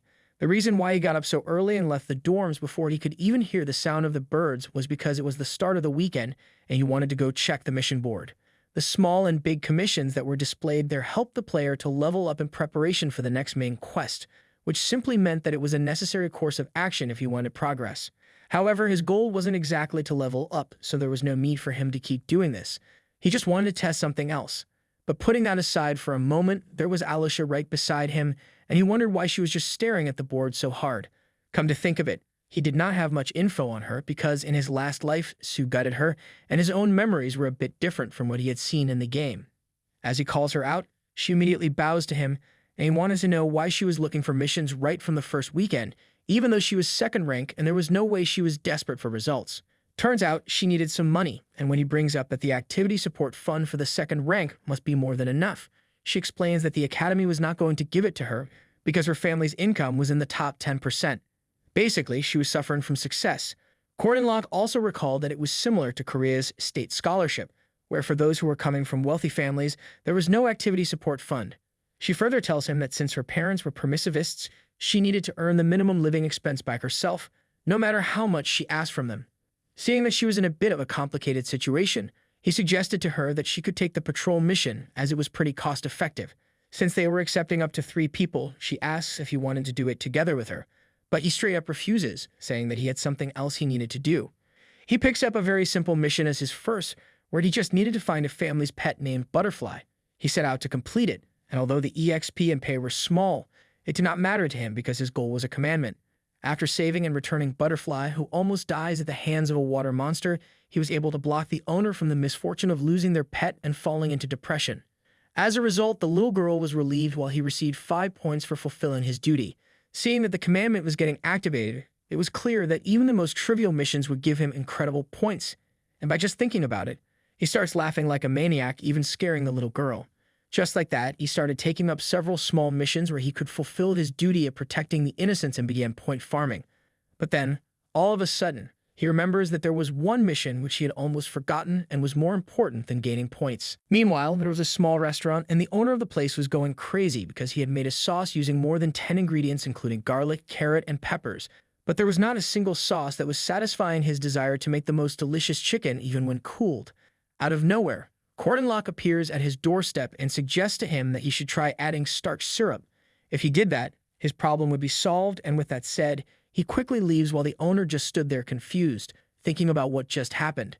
He wasn't really sure if adding starch syrup would help at all, but he still gives it a try, and when he tasted that sauce, he was blown away by how good it turned out to be, and it was exactly what he wanted. As for the reason why Cordenlock wanted to crack this mission, it was because he believed that for the Koreans of this world, it would be difficult to survive without Yangnyeom chicken. However, what he was not expecting was that he even got 5 points for helping out the owner. Seeing that the commandment got applied even though he just fulfilled his own selfish interest, he starts laughing hysterically in the middle of the street, as this was the best thing that he could ask for. Meanwhile, there was Hworin who was keeping an eye on him from afar. Suddenly, one of the teachers comes up behind her, and she reminds her that even though she left her alone because she does not leave the city, she still needed to get permission from her to go outside. Hworin simply looks away, and she thinks about what Cornelot had said to her the other night. There is no sin in being born. But then she also remembers how someone had said to her that she should not have been born, and she stood there in silence. Later, everyone gathers at the hunting ground, and the same teacher from before informs the students that they were going to be evaluated based on their survival tactics at the hunting ground. The goal was to arrive at the cabin at the northern part of the forest, and on completing that, they would pass, but just for now. Everyone was required to wear their rank armband, and they needed to return it at the destination, the cabin. Depending on the time that they take to reach the cabin with other armbands, they were going to receive points, and they could use those points to exchange for a prize. Corin was trying to find Hworin, but she wasn't there, and it didn't really surprise him since she never participated in practicals anyway. Just then, Alicia comes to greet him, and when he asks her if she was able to complete her mission, she says that she did, and it was thanks to him that she was able to easily receive some living expenses. He then asks if she wanted to have this candy that he had bought for his younger sister, but it was just way too sweet for her, and Alicia's eyes lit up with excitement as it was her favorite honey bomb candy. Madame Josephine then informs everyone that the test was about to begin, and she creates a big space magic. Corin was always amazed to see her because even though he had seen all sorts of mages, she was the only one who could create the space magic for this many people. In an instant, he gets teleported inside the hunting ground, and he could already hear some people fighting even though they just entered. The hunting ground was an important event where even the professional players had to do countless retries. It was basically a battle royale system where they started at random locations, and then they needed to gain as many points as they could by stealing others' armbands. However, he had no interest in any of the people that he saw fighting around him because he knew who was the most dangerous one right now in this place, the second-rank Alicia with the blue shoulder strap. Since he had already confirmed outside that Hworin was not a part of this test, he was sure that as long as he could deal with Alicia, all the rest would basically be free points. Turns out, he had actually planted a tracking rune in the candy that he gave her, and using that rune, he was chasing after her, looking like a bloodthirsty demon. Meanwhile, outside the forest, Madame Josephine informs the chairman that she was going to go inside as well because even though she had dispatched professors throughout the area, she wanted to be extra careful. Speaking of which, she asks him where Hworin was, and he tells her that she stepped inside on her own, which was surprising because she had never done that before. But this time, she was actually in there, chasing after Corin without him even realizing. Meanwhile, Alicia was fighting off against a group of men, and she seemed to be holding her own even though the odds were against her. One man tries to attack her from behind, but suddenly he gets hit by a rock which was thrown at him. It was, in fact, Korn, and she was glad to see that he was there to save her. But little did she know he was actually there to take her armband as he started attacking her with his spear. She was shocked and could not believe what he was doing, as she had thought he was a good person because he gave her candy. However, she could not use her Vigilant Eyes ability properly yet. So when it comes to fighting power, she was just mediocre around the second ranks, and that's why Korn was there attacking, to secure himself an easy armband. She was incomparable to her real genius sister, but still, she was among the top 1%. He used that to catch her off guard and started attacking her with force. She was shocked to see how strong he was, and seeing the way that he was swinging at her. All she could do was play on defense because she understood he was playing her and was pressuring her. However, she could see that his moves had gaps, and she just needed to use those intervals between his stabs and cuts. But when she does try to attack him, he instantly blocks her and states that she lacked practice due to over-reliance on her talent. He deflects her attack, pushes down her sword on the ground, and takes a stance to stab her in a straight line. Just by combining these basic attacks, he was able to create the most basic but extreme counter and strikes her so hard she goes flying back. She realized that if she hadn't blocked that attack immediately with her aura, it would have been much more dangerous. It was not that he was super strong or something, but just the mastery that he had over his skills was out of this world, and she began to wonder who exactly he was because clearly he did not look like a mere 5th-ranked knight. She admits defeat, and he finally gets that blue armband of hers. Just then, he hears someone screaming nearby, and when he looks back, all of a sudden, a sword attacks him out of nowhere, but he manages to block it in time. It was very heavy, and he instantly knew that it was a magic sword that was made out of heavy iron stone, which was 4 times denser than steel and was even effective against most large boss monsters. The sword flies back to its owner, and it is revealed that it was Dronzer, another 2nd-ranked character, who was there to take the blue armband. Korn really did not want to fight him there because even after he had slain countless people behind him, he did not seem to have a single scratch on him. He was just on another level from Alisha. And so since he had no other option left, he quickly starts running away because there was just no point in fighting him right now. Even Dron was confused, but he was certain that Korn was carrying the blue armband, so he started chasing after him, throwing all his swords at him. While Korn was running away, he looks back and sees Alicia also running with him, yelling that she did not want to die. He understood that he just needed to take this armband back to the cabin, and that's exactly where he was heading. But when he finally reaches there, he sees Crannel Luden, one more 2nd-ranked character, standing right outside the cabin with his golem as he also wanted to take that armband from him. The situation was just getting more and more difficult as in front there was Crannel and behind them was Dron. Even though he was trying to avoid a fight, it now looked like he might have to fight 2 named guys at the same time, and there was simply no way out of this time. So he takes his spear and gets ready to fight both Crannel and Dron as they both charge right at him. Cut to a few moments later, the first winner knocks on the cabin door, and it was, in fact, Korriban, now with 3 blue armbands in his possession, asking if he could choose his prize now. Even the supervisor was amazed to see him holding 3 bands and praise him. When the battle was over, Alisha was simply stunned after seeing all the moves that he pulled in this fight. He pierced the magic sword's core before it could reach its maximum output and then rammed it deep into the ground so that it could not go back to Dron. Using as little movement as possible, he dodged the swords he could not block and guided them right into the golems. Then he moved behind Dron and used him as a shield to protect himself from the golem's attacks.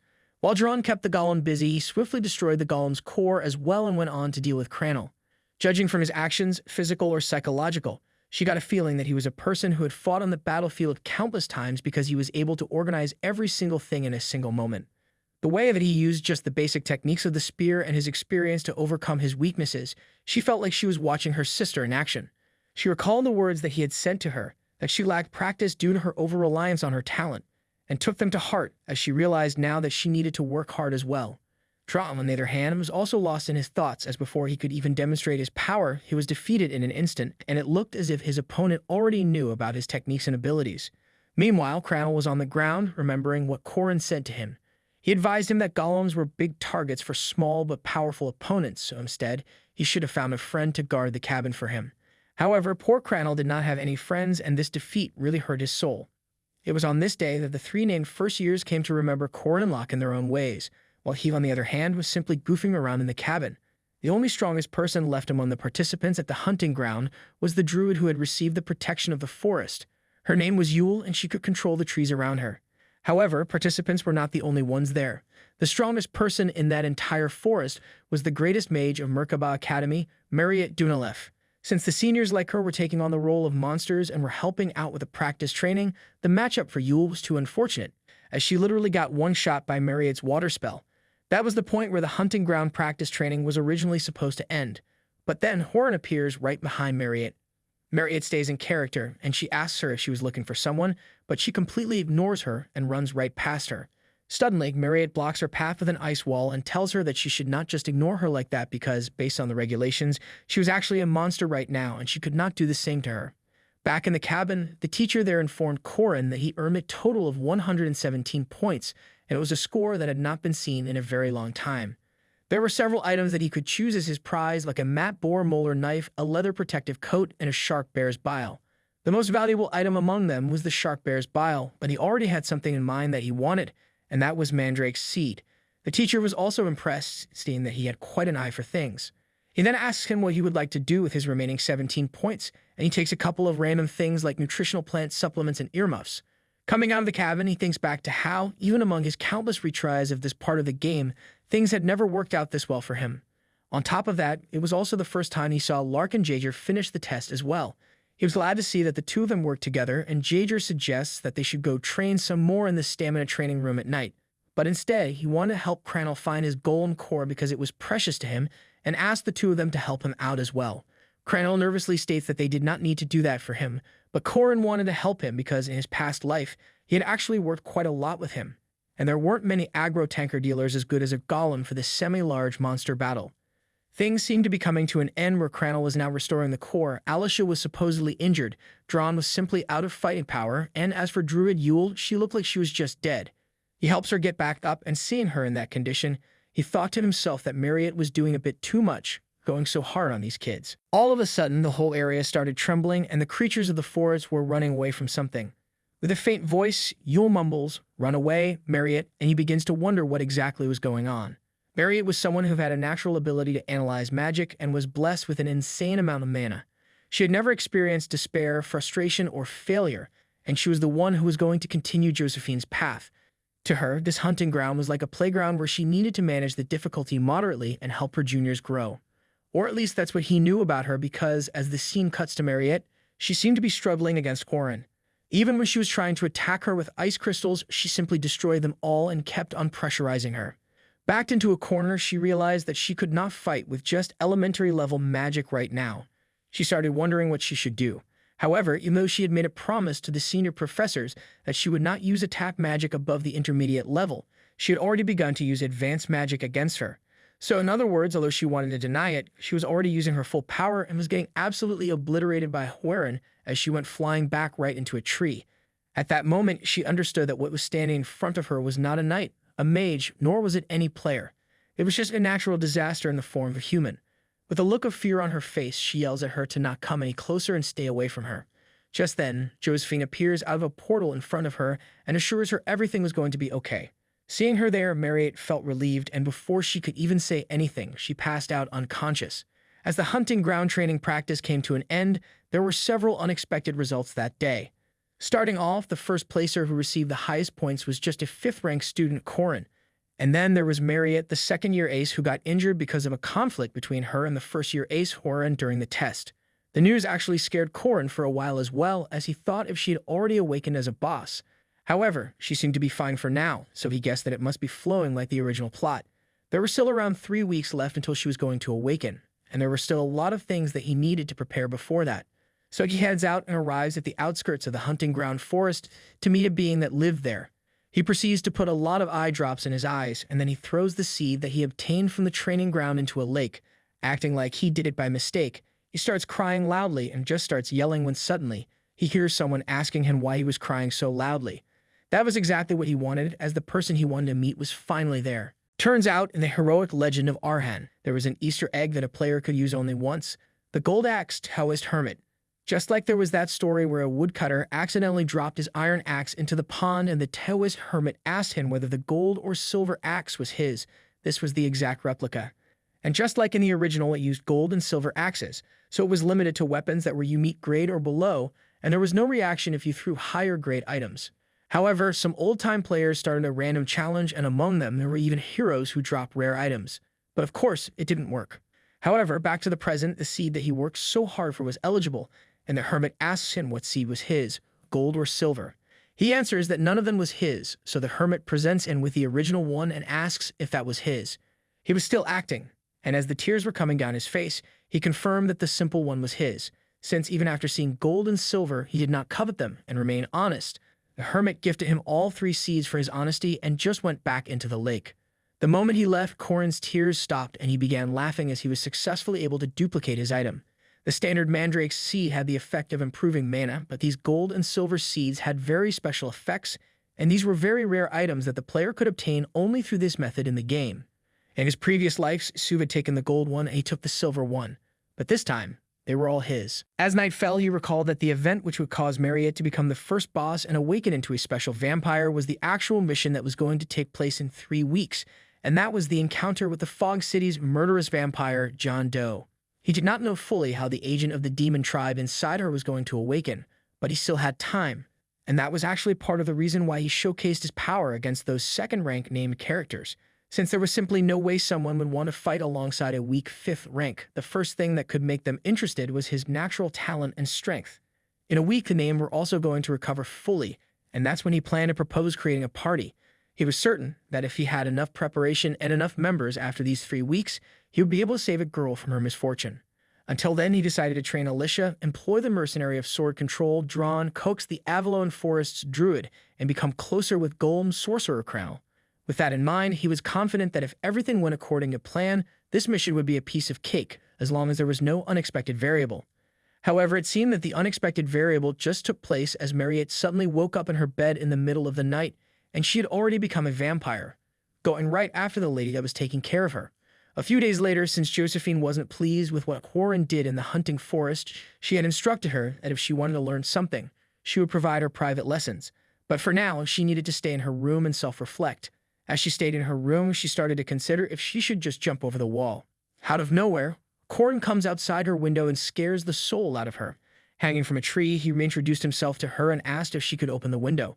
Since he did not want to come empty-handed, he even brought a cake for her.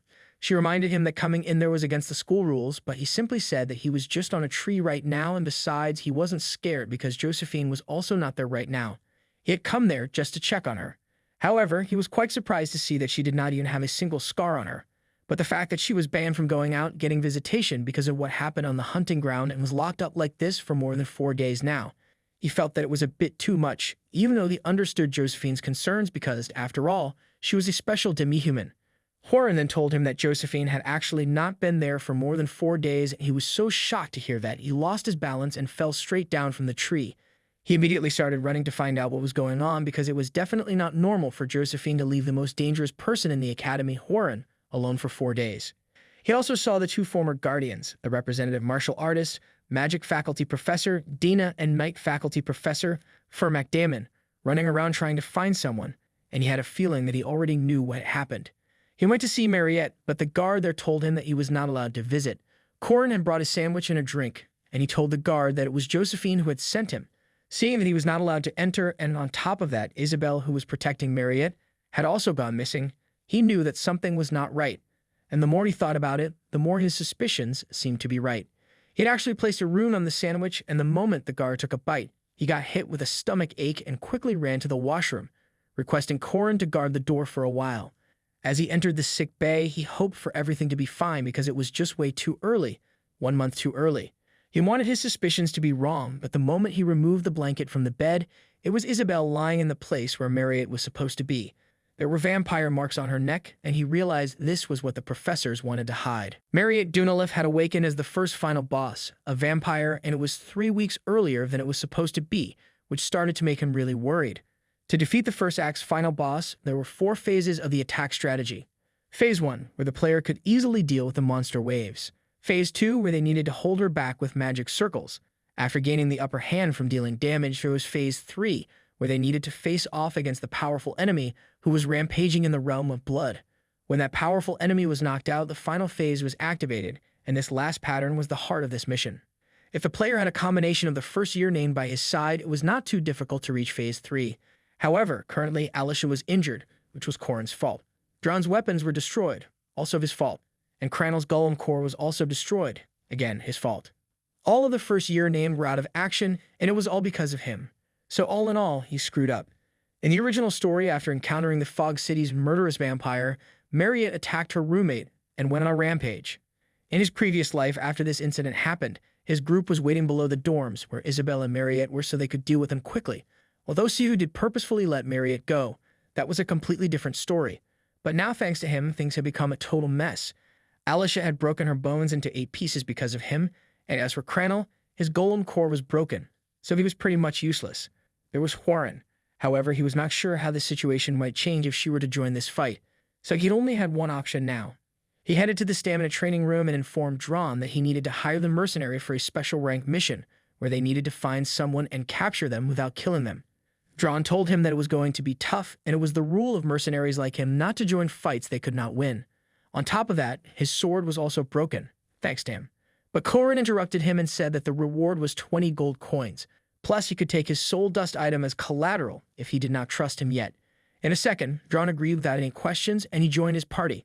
After that, he went into the library to have a chat with Druid Yule, and since he already knew that the reason she was here was to find the Okamon alphabet, which was her traditional alphabet and there were no records about it anywhere, he offered to teach her all of it if she helped him in this mission. She agreed and also joined his party. After that, he met up with Jaeger and Lark and explained to them that he was creating a party for a very dangerous and low-pay mission where they might even die because they were facing a special demon tribe. However, if they succeeded, it could gain honor and fame. Hearing that, the two of them sat in silence and wondered if it was too much for them. But then they just started smiling as both of them felt that this was quite romantic. And just like that, they joined him as well. With a sub-dealer, a supporter, and enough people to help him last through the first phase, he had achieved the minimum conditions and successfully created a party. He recalled how Siu had told him that after he defeated her, she was crying and hid in the forest, where it was very hard to find her, and she even stayed there for a month. Since there was only one forest in the entire Merkaba Academy, he gathered his team and headed to the hunting ground. As they walked through the forest, Dron addressed him as employer and asked him how they were going to find Mariette, to which he answered that it would take several years if they tried to find her. What they needed to do was just ask. And then he looked at Yule, who still could not understand how he knew so much about everything. Still, she proceeded to call on the spirits and ask them to lead them to her. Lark and Jaeger were simply amazed to see the whole process and how a bunch of spirits gathered there. Judging from their reaction, Korin also understood that countless spirits must have responded, but of course, he could not see anything. He asked her if they found anything, but all 4 of them were just staring at him, and they told him there was someone right behind him. A monster attacked him from behind, and he quickly blocked it off using his spear. As he sliced it in half, a whole swarm of monsters was charging right at them. Lark took his position, and Jaeger confidently rushed to the front, but Korin told him not to do that because the monsters would surround him in an instant. He instructed him to go 3 steps back and steadily cut away at their numbers, while Lark was going to cover their backs. He asked Yule to stay in the back with Lark, and as for Dron, he did not need to give him any instruction. He once again reminded them not to go too forward.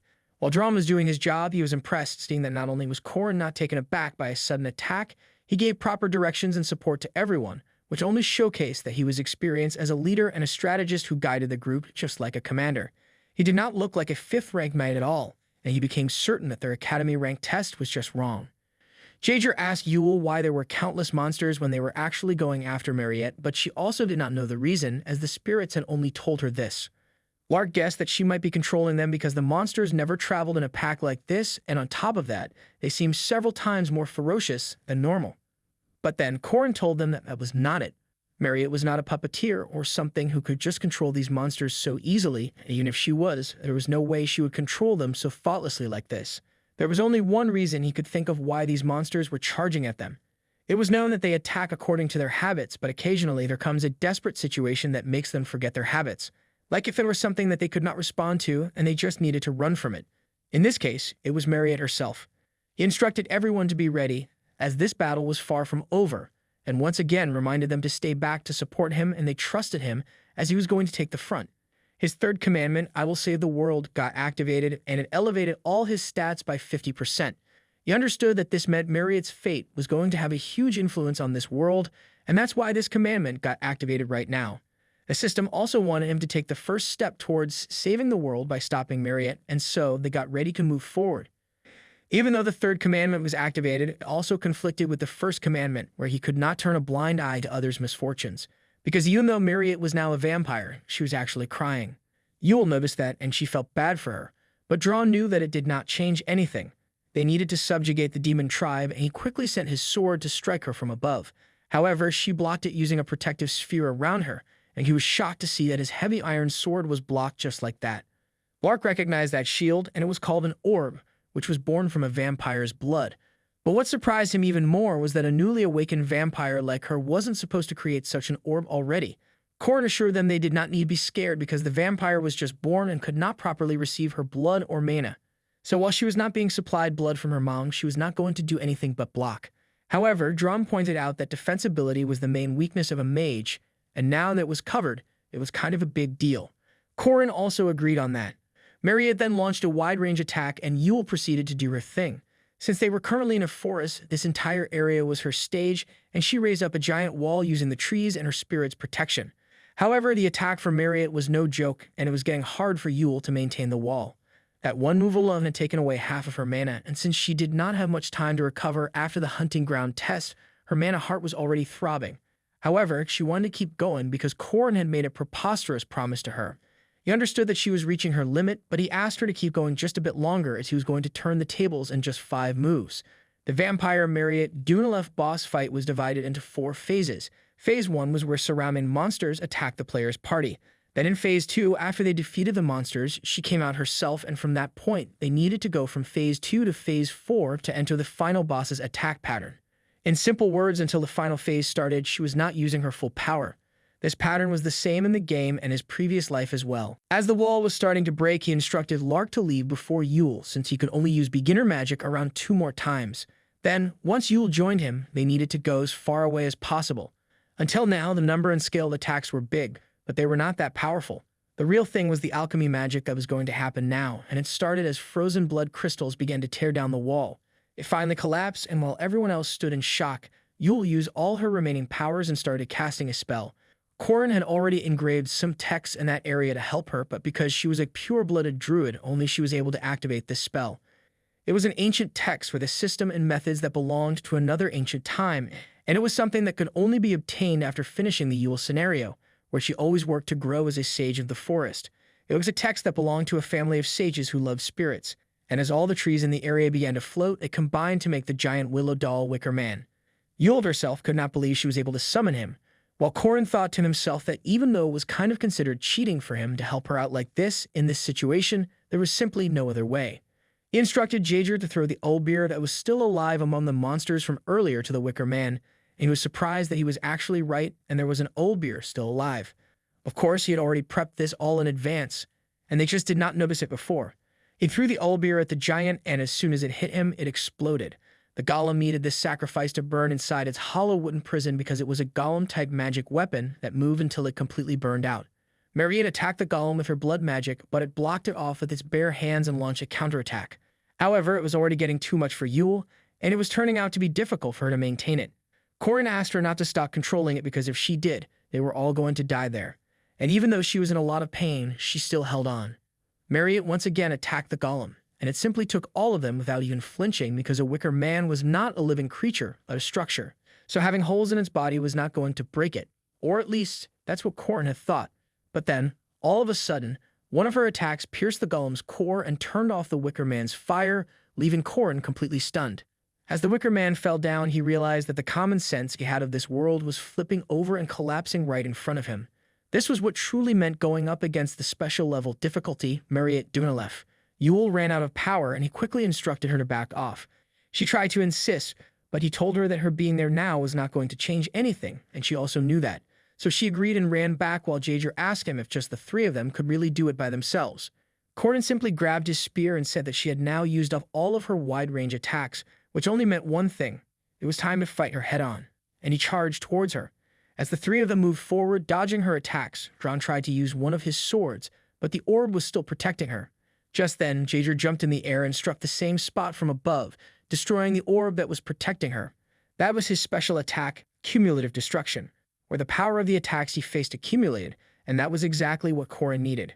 But then Phase 3 activated, and Mariette initiated the Realm of Blood, making a giant sphere which covered the entire area. When the dust settled, both Jaeger and Dron were defeated, and Corin was the last one standing. They were now stuck in the Realm of Blood, and it was a trap that got activated when the blood orb shattered. Since she was only doing the minimal defense when the orb got shattered, it forcefully sucked up her blood and mana, and created an entirely new creature that now stood before him.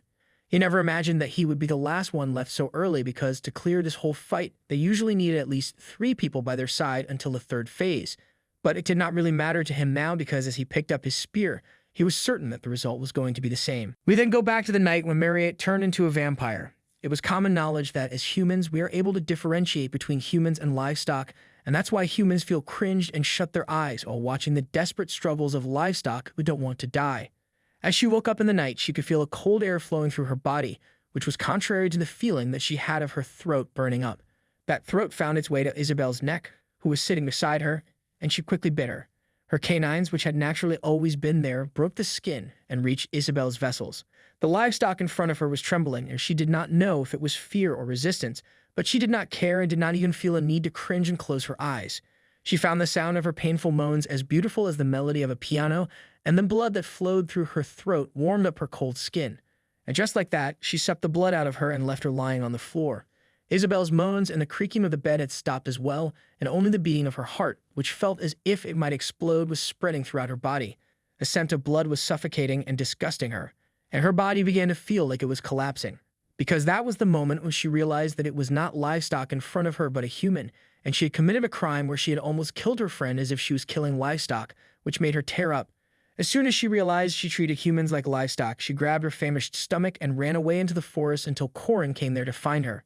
The bloodhound roars in front of him and launches an attack, but he simply slices it in half.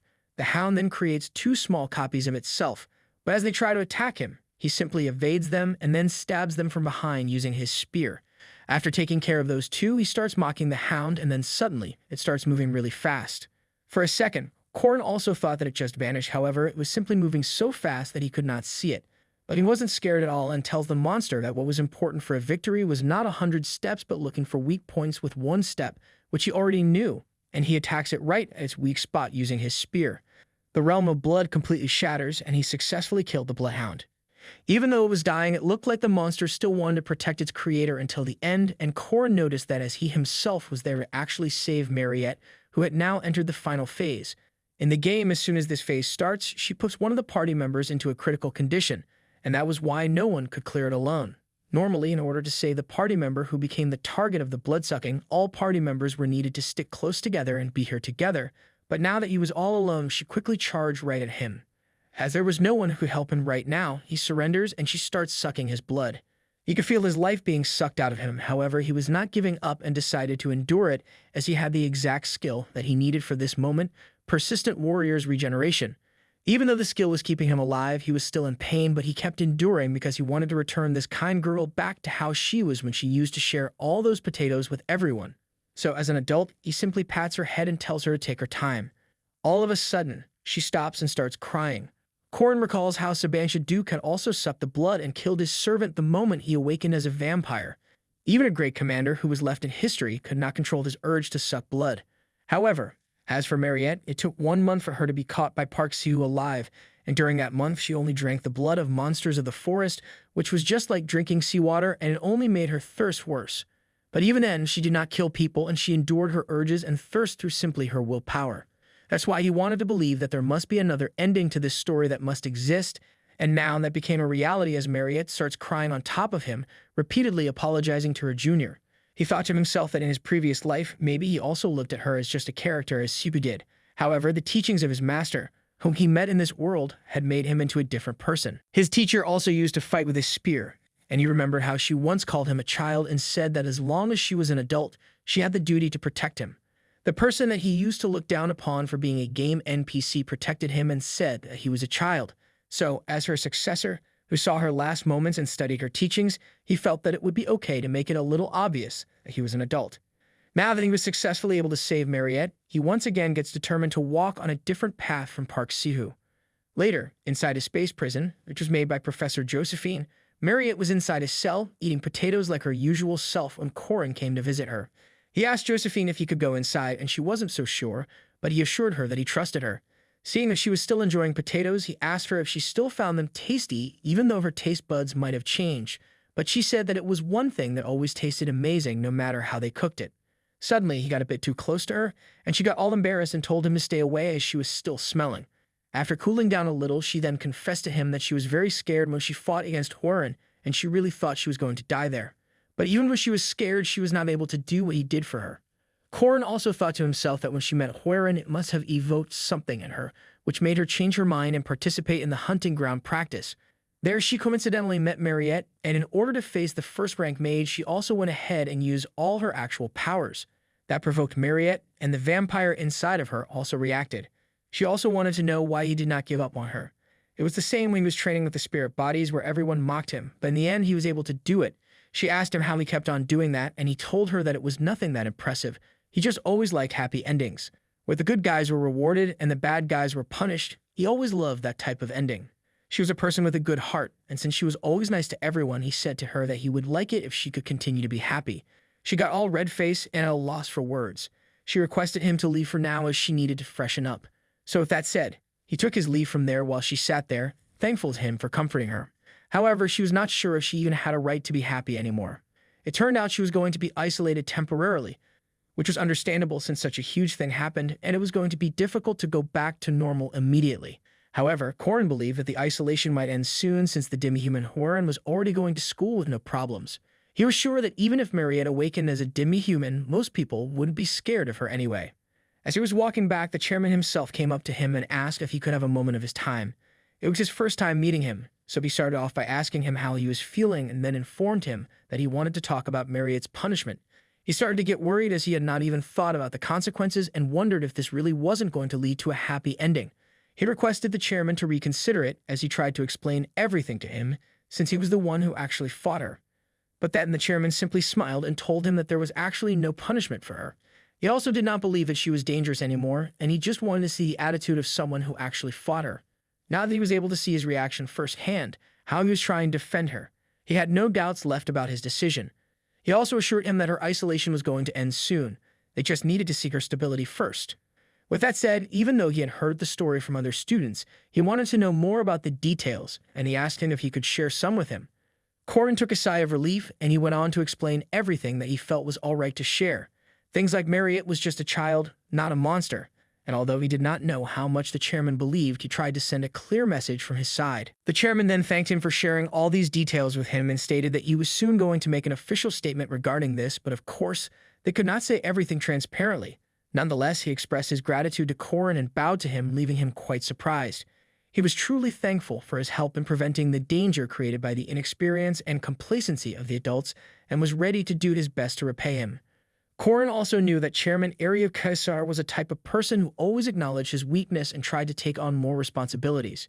Remembering the words that he said to him in his last life, he trusted his goodwill and so he requested him to raise his head.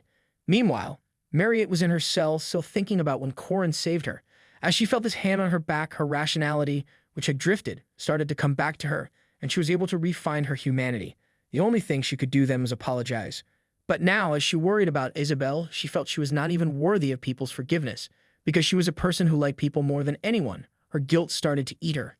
That's why she did not resist Professor Josephine's magic, which imprisoned her at all, and just accepted locking herself up behind iron bars. When Corin visited her, although she did not show it, she was exhausted at that time. She saw herself as a beast, a demon, and an enemy of humans who might yearn for human blood at random times. But when he told her that he wanted her to be happy, all her concerns went flying with just that one sentence. To her, those words rang with honesty more than anything she had ever heard, and it made her tear up. Remembering how he threw his body to her in order to save her, she realized that this moment with him was going to stay in her memory forever now. Time moved on, and then 1 week later, people were still talking about Mariette. Although there was a bit of chaos due to some retards who opposed her staying at the school, since the demi-human Hueren was already obediently attending school, that opinion of theirs quickly lost steam, and officially, Mariette Dunalef's isolation was finished. However, when she returned, even though people were happy to see her, she was still concerned about Isabelle as she could not find her anywhere. Hence, even though her isolation was done, she was still not ready to free herself yet and skipped classes. As she sat in her room, she guessed that Isabelle might hate her now because, putting herself in her shoes, she also understood that she would not want a friend who bit and sucked her blood. She did not want to get in the way of others, and looking at the bag of blood in front of her, she decided that she would disappear from this academy. But just then, someone knocked on her door, and when she opened it up, it was Isabelle, who immediately hugged her. Emotionally, she asked her if she was okay and how she was feeling, while Mariette, on the other hand, was just confused to see her there. She asked her if she wasn't scared of her after what she did to her. However, Isabelle simply smiled and said that she saw everything before she fainted. how she was crying and felt bad for hurting her. She told her that no matter what happened, she would always be her friend and wanted her to also feel the same. Hearing that, she burst into tears and simply thanked her. Isabel further explained that she was already feeling better after some time of that incident, but the hospital was not allowing her to go out just yet, so that's why she was not able to meet her even after her isolation was over. However, there was one tall junior who helped her secretly sneak out of there, and she understood who she was talking about.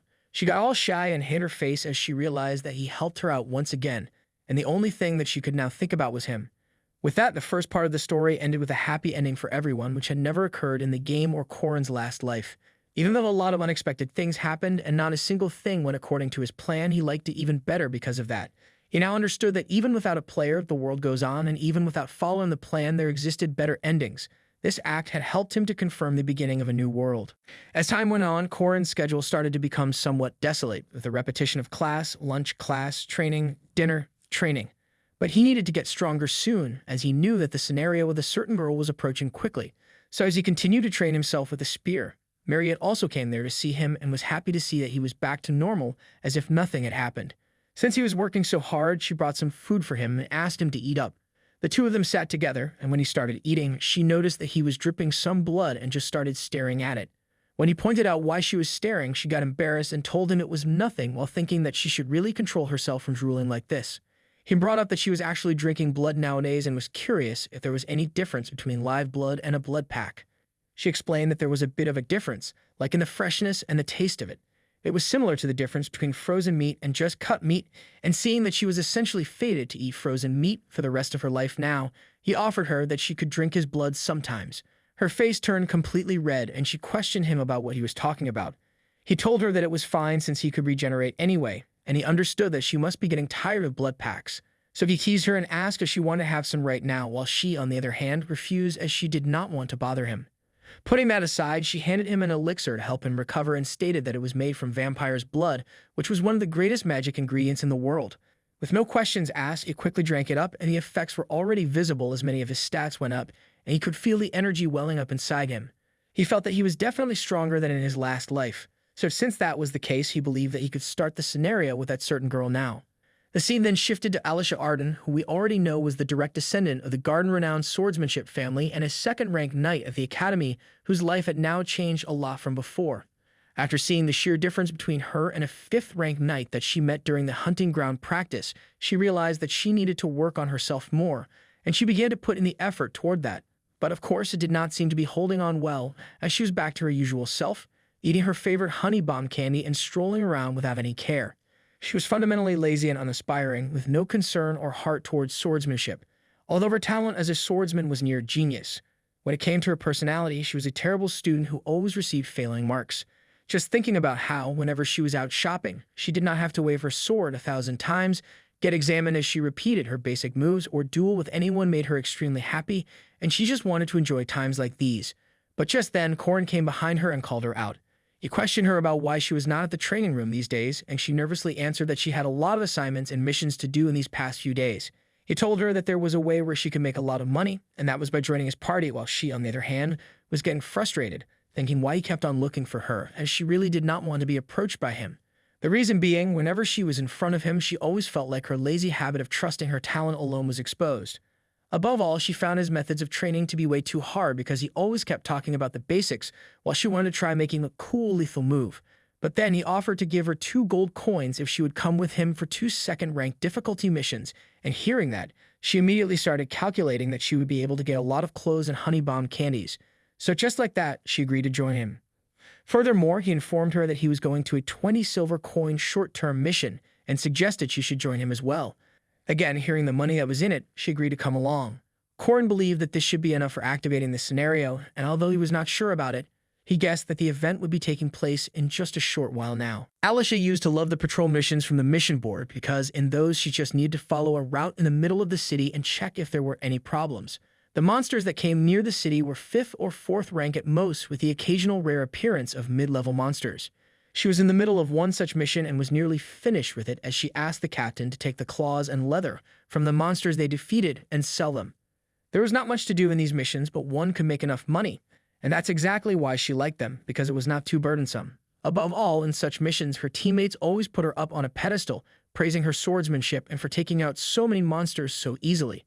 On the contrary, her family always used to remind her how her sister had already reached the supreme stage at her age and that she was nothing compared to her. However, during these missions, she could forget about them and reassure herself that she was not that bad. Corin, who was with her, asked her to take care of the owlbear, but she told him she had already dealt with him, which surprised him a bit as well. Later, as the night fell, the patrolling was over and it was supposed to end there happily and safely, but then, all of a sudden, they saw a green light in the sky, which was a signal from the preceding patrol group, and it meant there was a nest of monsters that were at least second rank. Alicia could not see that light when her comrade explained to her that it was a magic firework that could only be seen with the special goggles everyone else was wearing. Normally, when nothing much happened on a patrol, it could also end without even killing a single monster. But when changes like this occurred, everyone present there had a duty to participate in the raid, and lazy Alicia saw it as a hassle. Meanwhile, her group was hyping her up, and Corin, on the other hand, was smirking as his prediction turned out to be right. The nest of second-rank monsters that was found was a nest for the wolves centered around a werewolf, the same monster that Alicia had defeated even when she was in a state of being poisoned. They were able to defeat them easily this time as well. However, after they were done with them, another creature appeared in front of her, the first-rank monster, Dullahan. Alicia began to stress out, wondering why something like that was there, but nonetheless, she quickly reached for her sword, unsheathed it, and attacked the monster using territory cut. However, to her shock, the Dullahan dodged her attack with extreme flexibility and captured her with its tentacles. Knowing that she was backed into a corner and there was nothing she could do now, she called out to Corin and cried for help, as the pride of a warrior was something that she did not have at all. Her comrades told her that he was fighting a different monster, and she began to cry even louder. Just as the monster was about to attack her, all of a sudden, its head got chopped off and it fell to the ground. As Alicia looked up to see who saved her, she recognized the sword that was in front of her. It was the eldest daughter of the Arden family, likely the next term heir and the greatest swordsman of this generation, who was going to continue the path of the sword genius, Alicia's elder sister, Lunia Arden. Looking down on her, she questioned Alicia about why she was in such a state and why she didn't properly analyze the enemy and back up the moment she saw Dullahan. But above all, what annoyed her was the way that she stupidly unsheathed the sword, trying to sloppily copy someone. Alicia apologizes to her, but she tells her that the consequences of her actions were completely her fault and that sorry wasn't going to cut it. Her casual actions endangered the soldiers who trusted and followed her, and Alicia understood that. Lunia then hits her sword on her shoulder and reminds her that swordsmen of Arden must always stay confident. Yet again, she simply responds with, "Yes, ma'am." She then also calls out Corin, and he wondered if she actually noticed that he was watching Alicia the whole time while pretending to be busy. She goes ahead and introduces herself as the Divine Sword, the Great Disciple, as well as the First Sword Pavilion Master. He does the same by bowing down to her and introduces himself as the Eight Hanging Spears Disciple and also as Alicia's friend. She remained suspicious and questioned him if that was all he had to say, and Corin knew exactly what she wanted to know from him. However, he was not going to reveal his spearmanship because there were only two other people besides him who used this same form. Seeing that he was not going to tell her anything, she looks away from him, and then her comrades inform her that all the monsters in the area had been dealt with. Her troops consisted of second-rank knights, and they were also known as the Five Swords: Milia, Lena, May, Siren, and Jenny. All of them were at the same rank as Alicia or even higher. They ask Lunia if they should chase after the fleeing monsters, but she instructs them that there was no need for that and prepared to head back. She also tells Alicia that she was actually coming with her. It is then explained that the swordsmen in this world tend to enjoy traveling in groups. Those who were commonly known as the Sword Faction were partly gangster-like swordsmanship organizations, and they followed their leader by banding together and eventually began to consider themselves as a separate sect. 60 years ago, the sword genius Garen began a new generation of swordsmanship. As the current family head began to spread the idea of martial arts schools, Arden became a renowned swordsmanship family that represented the entire continent. We then come back to Merkaba's Arden studio, where the lingering scent of a unique command, discipline, and gangster-like tendencies was still there even today. Alicia bows to Lunia and formally greets the first pavilion master, while all the others present in the room are simply confused as they have no idea why someone like her, who was the main family's direct descendant disciple, was kneeling down.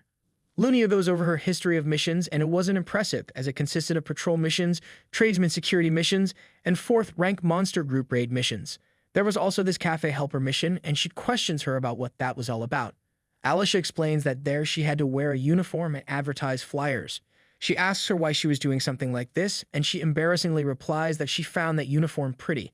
Looking at her, Lunia tells her that she was really pathetic, using her guardian certificate that she got as a favor from the main family for something like this, and questions her if she was actually trying to tarnish the Arden name. She tells her that all these missions she had been doing, where she only needed to face low-ranking monsters, were just her trying to act like a hero by defeating these monster raids even when she was not. Her words struck hard, and all of a sudden, Alicia remembers an old man who had told her that she could never escape from her essence, and she just sat there with her head down. As she left, Lunia's 5 swords discussed among themselves that she seemed to be healthy, but Lunia did not care. She asked them if they knew anything about the boy that was with her. They tell her that they did not know much, only that he was a 5th rank knight, but she did not believe it, and thought about whether Merkaba Academy's rank test had become that unreliable. She saw that his eyes were locked on Alicia from the start until the end, while the monsters around him could not even get 20% of his attention. That type of skill wasn't just any type of experience, and it wasn't just a level of practice either. It was something that one could only attain from polishing their skills through real combat. And the way that he was using his spear, on the surface, it might look simple, but for someone who had reached the height of art and style, she could tell exactly the destination of that spearmanship. Even though it was a short encounter, she was quite satisfied with him, and she started to think it might be better if he stayed with her younger sister. She recalls that she had received a request from the academy, and she guessed that she might be able to see him again soon. Later, Corin continued with his training while Mary always brought a lot of food for him. As he takes a bite out of one of her dishes, he asks her if there was mutton in it, and she tells him it was raw meat that arrived just today. Josephine had asked her to help with the slaughter process, so she was able to practice that as well. Meanwhile, Corin was simply moved, seeing that while she was living this sad vampire life, eating frozen meat, she was giving him such delicious food, and it made him tear up. She then asks him if he liked braised oxtails, as she was planning to bring that next time. Suddenly, he takes her hand and tells her that he likes it very much. Yet again, she is all shy and nervous and promises to bring it next time, while at the same time, she starts praising his rough and scar-covered hands. Just then, Isabel calls her out, and she gets all embarrassed, jumping around, yelling things, and then just leaves while Corin sits there, thinking that he really did not know much about kids at this age. In his previous life, he could not date once within the 3 years because of Park Soo's interference. He did have some situationships, but the reason he could not make it into a date was all because of Siu. As for his current platonic relationships, they were very different from his previous life. Sometimes Yule used to bring him rare and precious mushrooms from the forest, and then they would go straight to the library, where he was teaching her the Ogun alphabet. Dron used to come looking for him quite often too, but rather than friendship, he seemed to consider him a useful colleague, where if there was a difficult mission with good pay, he would ask him to join his party. As for Jaeger and Lark, he was close with them, and they took classes with him. But when he came to meet them, they suddenly started screaming. When he turned around to see what happened, Horan was standing behind him, and she just said 2 words, "Food promise." He recalls that he had promised to buy her a meal when he went to meet her in her room, and was a little bit impressed that she actually remembered because it was over a month ago. He tells Jaeger and Lark that he would not be able to stay with them today, but they had no problem with it whatsoever, as the 2 of them were just running away, scared of Huaren. With that out of the way, he then takes her to a fish restaurant and asks her if she was liking it, while she, on the other hand, was simply stuffing the whole fish in her mouth without stopping. He tells her it was not respectful to the food, and she argues that all they need to do is just chew and eat, but then he cuts a piece of fish, puts it on top of rice, and serves it to her, telling her that instead of simply consuming it, she should respect it and feel its scent. She listens to him and starts eating slowly while he sits there, thinking to himself that the weapon production was almost complete, and although it was a bit early, the second part was coming soon.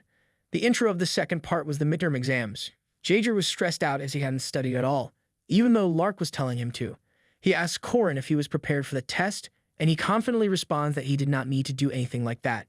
It wasn't his first time taking this exam, so he was pretty sure he would get rank number 1 even without studying.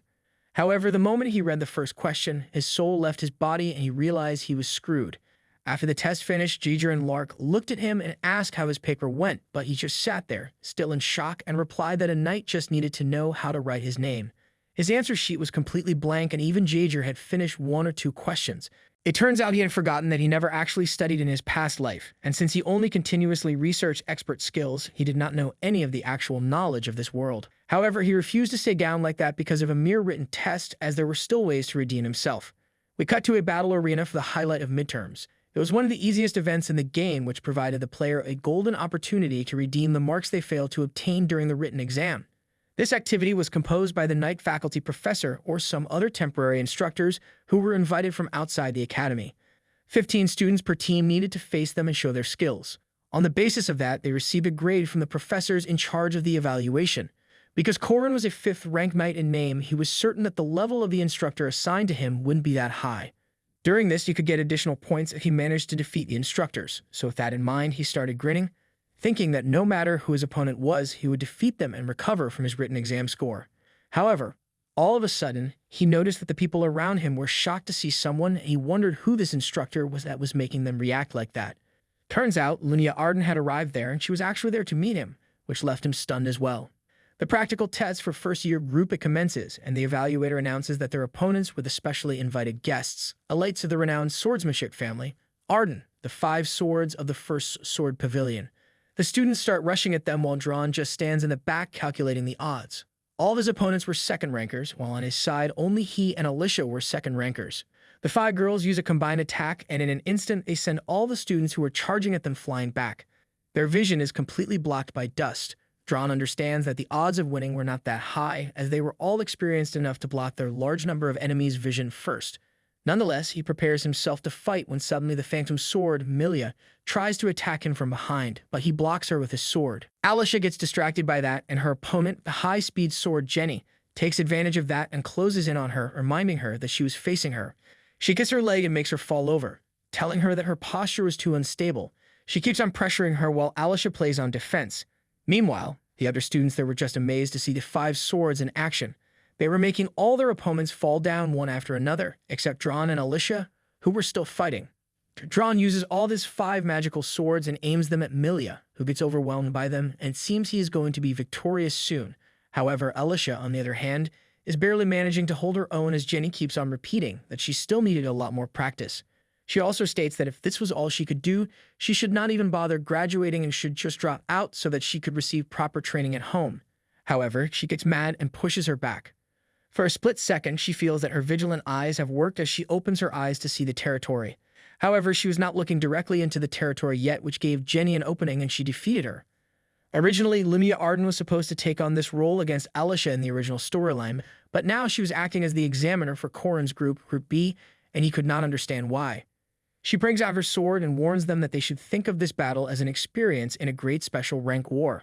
The Great Special Rank War was a class of monstrosity that could take on an army by itself. It was a plain disaster that even dozens of guardians could not be sure they would win against. Marriott and Horan were prime examples of that type of disaster, a monster that most guardians would never encounter in their lifetimes. If anyone told stories of them, they were simply treated as mere bluffs.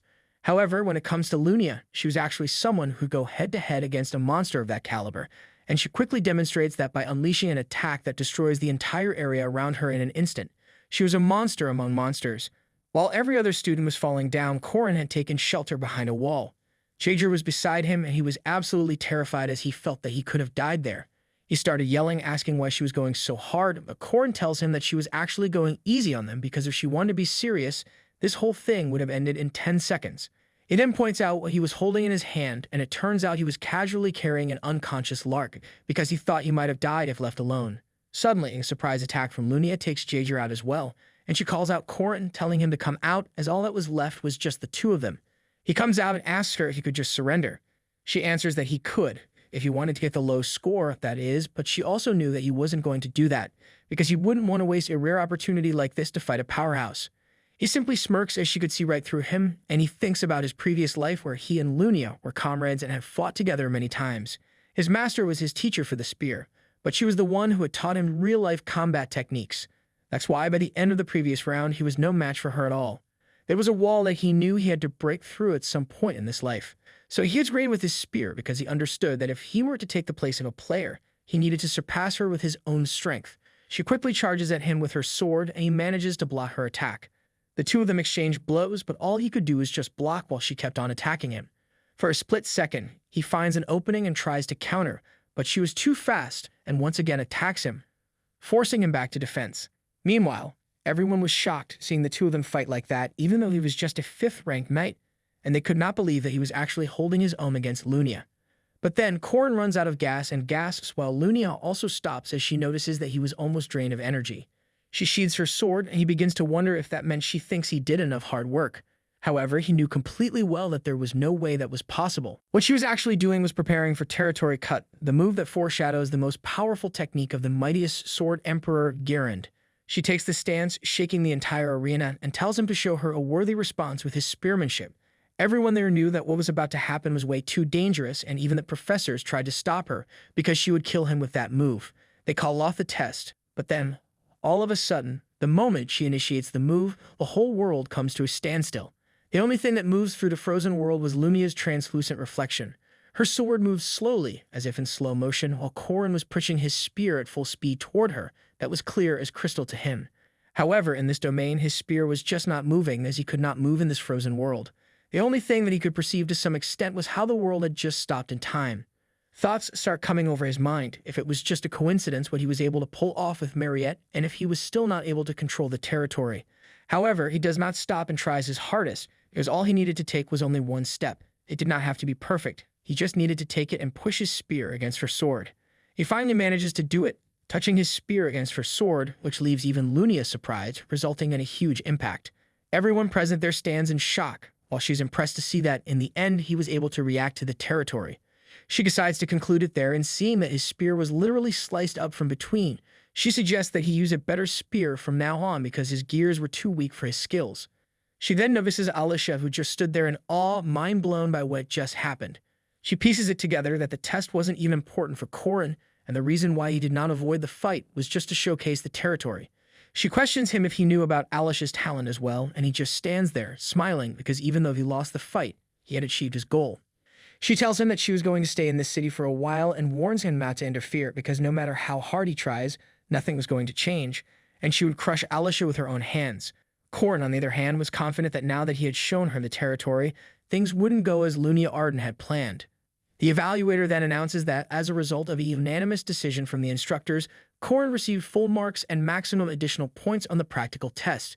Hearing that he received full marks while fighting Lunia all by himself, everyone started wondering who exactly he was, and even the professors could not believe how a 5th-ranked knight went one-on-one against her.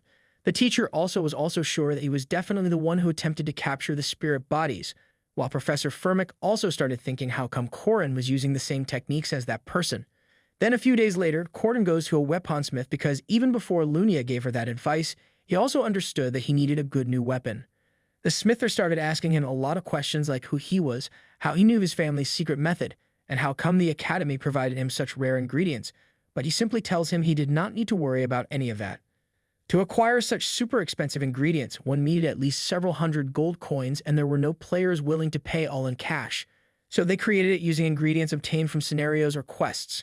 However, he had the special soul dust, a 2nd-rank runestone, a 1st-rank silver stone, and the support of the Academy's chairman himself. What he was making with all these was one of the very few best weapons capable of handling the territory, the legendary rank Shadow Kingdom Silver Knight's Spear, also known as Silver Spear. We then get a flashback from Alicia as she recalled the first time she went out in a real battle. She remembered killing a 5th-rank monster and feeling sick by the scent of blood and seeing intestines spilling out of his body. However, the smell of human blood was different, as there lay a girl in front of her who she had accidentally hit with her sword. Despite it being her first time seeing human blood, she had grasped the intense smell of it instantly, and she was trembling in fear because she was the one who had actually injured that girl and her blood was on her sword. Coming back to the present, she still remembered all that as clear as day, but she shifts her focus to the mission at hand, which was to capture a werewolf for 70 silver coins. It was a relatively easy mission compared to the urgent one she saw this morning, saying that they needed to search for Fog City's murderous vampire, and of course she clearly did not want to do that as she did not like dangerous things. Turns out there was one more reason why she had chosen this mission related to the werewolf. Holding that belt that she got from, she still wanted to find out where her savior was right now. Suddenly, she hears a commotion at the back of the train, and when she turns around, Corrin was also there, and he greets her. The other Guardians' expressions weren't really great towards him because, due to the quota system, the Guardian Association already had to tolerate students being involved, but they clearly did not like the fact that a 5th rank like him was showing up. However, he did not care about that as he was only there for Alicia, and there was also the fact that they would not say anything outwardly to him in front of the Sword Emperor's granddaughter, who he was showing that he was close with. Putting all that aside, he asks her how her eyes were, but she didn't exactly understand what he was saying and tells him her eyes were fine. However, he explains to her that was not what he was talking about, and as she begins to understand, she asks him if he had heard about that from her sister. Of course, he had not heard anything from her, but just to keep it simple, he said yes. He informs her that her sister was very serious about destroying her, so she really needed to hurry, otherwise she would not be able to wield a sword again. She remained silent for a moment and then said to him that maybe she could just stop wielding a sword when that time happens. However, in his mind, he did not think that she would be able to do that. When they arrived at the werewolf nest, there were 2 werewolves and approximately 20 short hounds in that area. The capturing party was able to handle the short hounds, and they even hunted down a werewolf. However, the situation suddenly took a strange turn. A lot of these monsters started coming out of the forest, and a strange fog began to appear. Some of the knights were actually concerned for Corin's safety, since he was just a 5th rank, but they already had a lot on their plate. Meanwhile, Alicia was taking down all the monsters one by one. However, she also could not understand what was happening, as a mix of ghosts and monsters were appearing in this area, where so many evil spirits were not even supposed to exist. Since places with few humans usually don't attract evil spirits, she began to feel like this must be man-made. Just then, someone comes up behind her and tries to attack her. She manages to block it in time and realizes that it was not a ghost, but a fellow knight. She questions him why he was attacking her, and instructs him to stand back when suddenly, another one comes behind her and strikes her. As the knight got ready to land the final strike, her instincts kick in, and without even realizing it, she swings her sword and cuts down the man into several pieces. As the body lay in front of her, she once again gets reminded of the smell of human blood, that intense smell, which signifies death and a fading life. She stood there in shock as she realized that she just killed a man. While she stayed there frozen, another man tried to once again attack her from behind when suddenly a spear pierced through his skull. Corin tells her that these were not real people, and confused, she asks what he was talking about. As he takes off the head from the body, he explains to her that these were mere corpses that were raised using black magic. This whole scenario was actually the main event of the opening act of the second part, Fog City's murderous vampire subjugation. Normally, the lunatic serial killer that Marriott fails to catch in the latter half of the first part would start chasing the player's party. However, if the player were to choose this other mission of capturing the werewolf, while playing this mission, they would meet the murderer John Doe, and after fighting him, they would be able to fend off his attack. That's exactly what happens, as suddenly, a mysterious figure appears right in front of them. Alicia gets scared, and he quickly tells her to just prepare to run away. He throws his spear right at it and lands a direct hit, making it get stuck in the tree. The other knights were surprised to see how weak the creature was as it dies in just one single attack. However, Corin knew that was not it, because if it were to die so easily, there's no way it would be the boss of the opening act. Also, based on John Doe's characteristics, he knew that it would be impossible for him to catch him alone. John finally speaks up and was impressed that they were able to destroy his doll, but he was going to put an end to things now. The main problem while facing John Doe wasn't his strength or something, but his specialty in stealth. Suddenly, bright red smoke started coming out of him, and it was called Crimson Haze. When the health of the undead mage, which was the source of the fog, reaches 0, it triggers a fog of death automatically, and what Corin had just destroyed was a doll and the device that activates the fog. This monster was an undead using the corpse of a mage. The reason it was hard to capture John was because he uses dolls and avoids tracking, while also using the fog to hide behind it, making it impossible to locate him. As the fog of death starts to spread, everyone starts running away from it, and Alicia asks him if it was okay for him to just leave his spear behind because it was quite expensive. But then he activates the rune of return that he had planted on it, and the spear comes right back to him by itself, showcasing that he could just retrieve it like this. Just then, their comrade Charlie tripped on a root and fell over, while the fog was getting closer to them every second. They quickly try to save him, and Alicia tells him to grab his hand when all of a sudden, a hand comes out from within the fog and captures her. Corin helps Charlie get back up and instructs him to forget about all this and just get out of the forest. He also borrows his robe and jumps straight into the fog, thinking how come he was stuck in this situation again. In his last life, it was actually him who tripped and got trapped in this fog. He fell into critical condition in not even a minute, but now that he had a regeneration ability, he felt that he would be able to last much longer and stepped into the fog, covering his face with the robe. The problem right now was Alicia, who was stuck inside there. Blood started being drawn from her body, and if that continued, she was not going to last long. Trapped inside the fog, she desperately tried to cut away the hands that were holding her, but nothing seemed to work. She started thinking why, if it had something to do with her strength or if her posture was not good.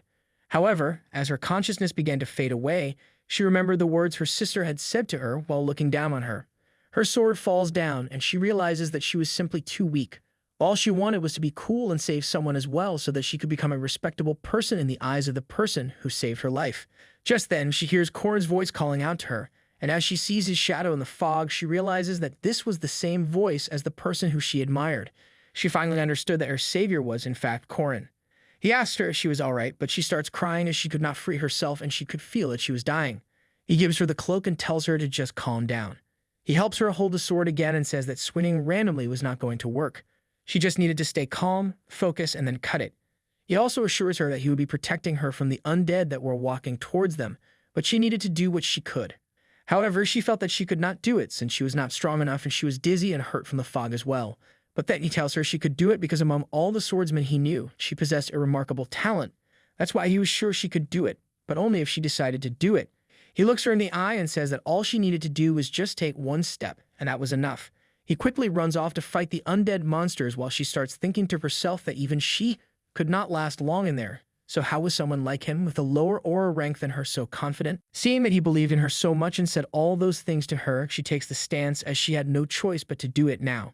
She remembers her grandfather's secret technique, one which was capable of cutting anything, and to wield it, she awakened her eyes of the boundary, a cursed ability that forcefully allowed her to see others' domains. She focuses all of her energy to take that one step inside the domain and uses Ardent First Sword style to activate her domain severance. In a split second, she launches a strike so devastating that you can slice his John Doe, who was hiding all this time. But not only that, she cuts the entire forest in half, lifting up the fog. As the fog vanishes, the other knights are stunned, wondering what just happened, and Korn explains that the corpse in front of them was John Doe, the murderous vampire from Fog City. But even he and the knights are shocked to see that a human cut an entire forest in half. Corden could not even begin to comprehend how she already managed to do that since he had thought she would just use one slice's third form or iron wave. She wasn't supposed to do that yet, while she, on the other hand, was so excited that she was able to pull it off. The other knights start wondering if she's going to be the next heir now since no one else but the Sword Emperor was able to use domain severance, and they all just start cheering for her, supporting her. Meanwhile, Corden just stands there thinking, this was not supposed to happen, and why does his plans always get twisted like this? As the news spreads that Alicia defeated John Doe, everyone starts asking the same question. Who is going to be the next heir of the Arden family?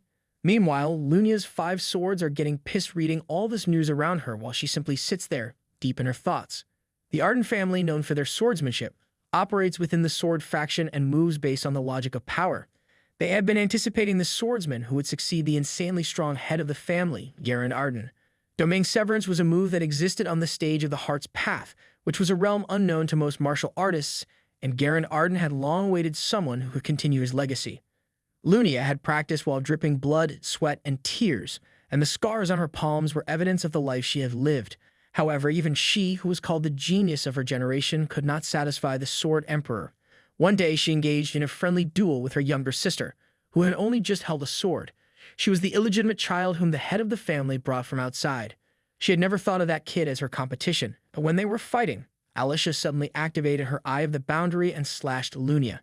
The little girl stood there in shock, seeing all that blood on the floor, and Lunia did not even realize she had already been cut. It wasn't a matter of speed or anything. She had used the profound path of martial arts, the domain, and she took a step within that space. As Lumia lay on the floor, she was frustrated that she got defeated by such a young and lazy child, but when she looked at her, she also got a glimpse of the title that her grandfather had told her about. Even though tears were coming out of Alicia's eyes, she was smiling, and it was the twisted nature that mortals could not understand, a sword demon. Soon after, the head of the family appointed Alicia as the next candidate as well, and that's how she overcame everyone's objections and became Arden's head candidate. Remembering the memory of rubbing the hair of her little half-sister, who grew up under the neglect of her father's family, she felt that it probably remained over there somewhere.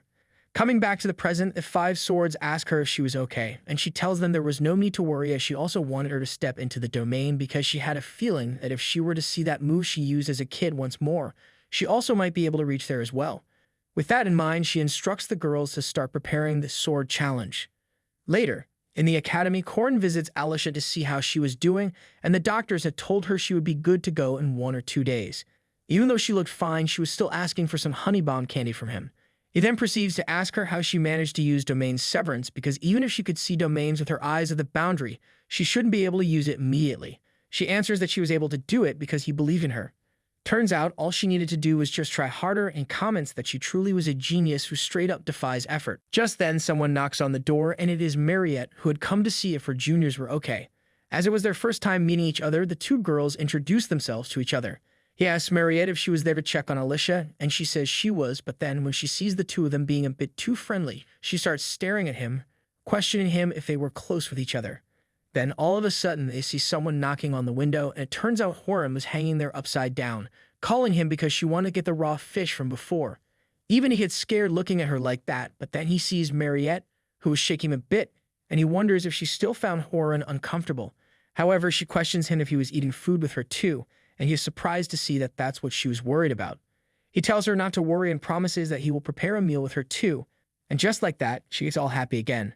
Suddenly, he realizes that this is actually an unexpected gathering of incredible all-star members who could help him in this story. He informs Alicia that since the rumors of her succeeding domain's severance had already spread, Lunia would probably initiate the sword challenge soon, which stresses her out. The sword challenge was a swordsman tradition that was used by 5 master-level swordsmen, and it was meant to test the sword pavilion master who took charge of one faction of the family. However, it's been a long time since Arden's sword challenge had been used to lawfully get rid of competitors. Alicia was certain that if she fought her sister, she would straight up die since she could not even beat the 5 swords. However, Corin had a method that could help her, but he tells her that he had one condition. That was from now on, whenever he suggests fighting monsters or training in the training room, she would have to listen to him without complaining. In other words, she will be his fixed party member. Alicia, simply so desperate, agrees and pledges her alliance. So with that out of the way, he officially recruits her into his party. Later at night, one member of the 5 swords is walking through a street when all of a sudden, someone tries to attack her. She questions the person in front of her who she was, and she answers that she was a challenger. She was in fact Horan, and she introduces herself as Alicia Dojo's knife-style master, and then starts attacking her with her knife. She asks why she was acting like this all of a sudden, and Horan says that he had promised her he would buy her sushi if she captured her. Meanwhile, Corin is facing off against another member of the 5 swords, and she also keeps on asking him the same questions. He introduces himself to her as Alicia Dojo's Guando-style master, and then quickly gets back to attacking her, thinking that it was the simple truth of life, hit before you get hit. And that's exactly what he was doing. We then get introduced to all the members of Alicia Dojo: the Guando-style master, Corin Loch; knife-style master, Horan; flying sword-style master, Dronzer; Jendal-style master, Mariette Donalev; and finally, the headmaster, Alicia Arden. The 5 of them utterly defeat the 5 swords.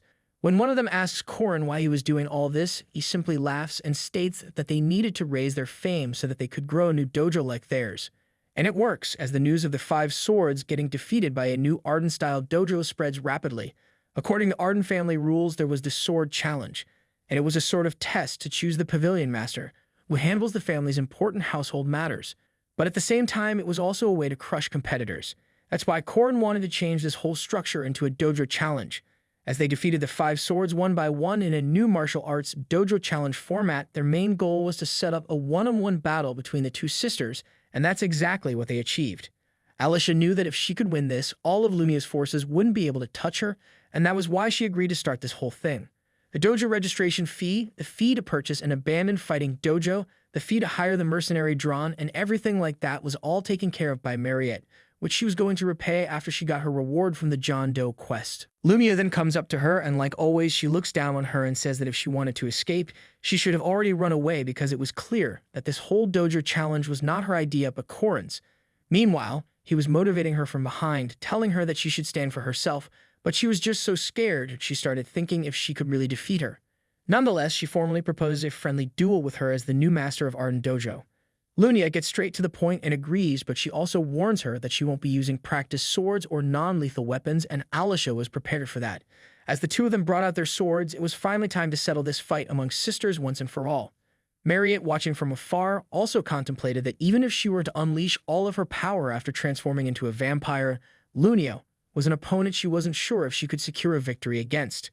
She looks at Corin and asks him if he was certain Alicia was ready, but he simply believed in her, that she could handle her own things. Since he felt that way, Mariette trusted him, believing he must be right, and it turns out his credibility rank in Mariette's bank was still maxed out. Before starting, Lunia tosses a sack of coins for what was about to happen, and he tells her that it was a bit too much for a dojo repair fee. However, she responds that it was a reconstruction fee and immediately closes in on Alicia to land a strike. Even though she blocked it, the sheer force of her attack was so much that it straight up sliced the entire dojo behind them in half, leaving both him and Mariette completely stunned. While Alicia tried to hold on, she recalled how she used to admire Lunia when her passion for swords was still burning. She was just like a hero to her, from a story that her grandpa used to tell. Compared to her, she saw herself as just a daughter of a concubine who died giving birth to her, and her father saw her as a shameful reminder of his mistake. One day, when she went up to her to congratulate her for finishing the mission, Lunia patted her on the head and said to her that she had gotten quite tall, which made her really happy.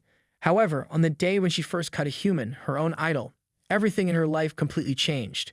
As we come back to the present, Lunia prepares to attack her again while Alicia strategically moves one step back and then deflects it to the side.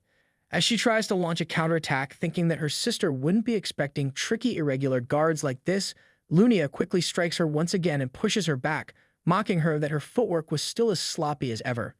Since that did not work out, she decides to use her speed to confuse her line of vision. As she does that, using the advanced forward third form, Lightning, she appears right behind her and tries to attack her, but Lunia already saw her and launches an upward slice. Alicia manages to dodge it just in time, and then, instead of using her sword, she tries to attack with her body by tackling her straight on. Yet again, Lunia frees herself from her and just gets even more angry as she kicks her right in the face.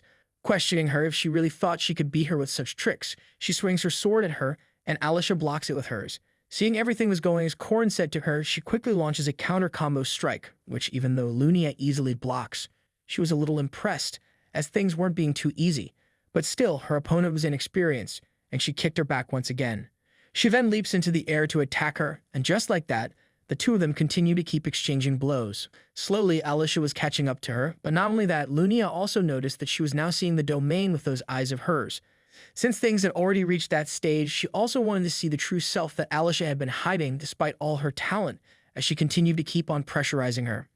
Alicia was running out of breath, but then she got back up and looked more focused and calm than ever. Lunia knew that she had realized victory wasn't 10 steps away, but just 1 step away, and so she decides to respond equally as well by preparing herself to unleash her territory cut, while Alicia also does the same to use her domain. The two of them charge right at each other, and Lunia thinks back to how her little sister had been chasing after her, wanting to become a cool swordsman like her.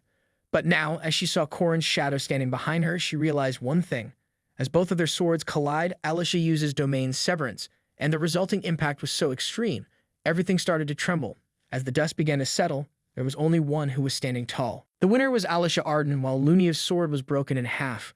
Corrin and Marriott were happy to see that, as he contemplated that when facing off against the swordmaster Lunia Arden, the only advantage that Alicia had was domain severance.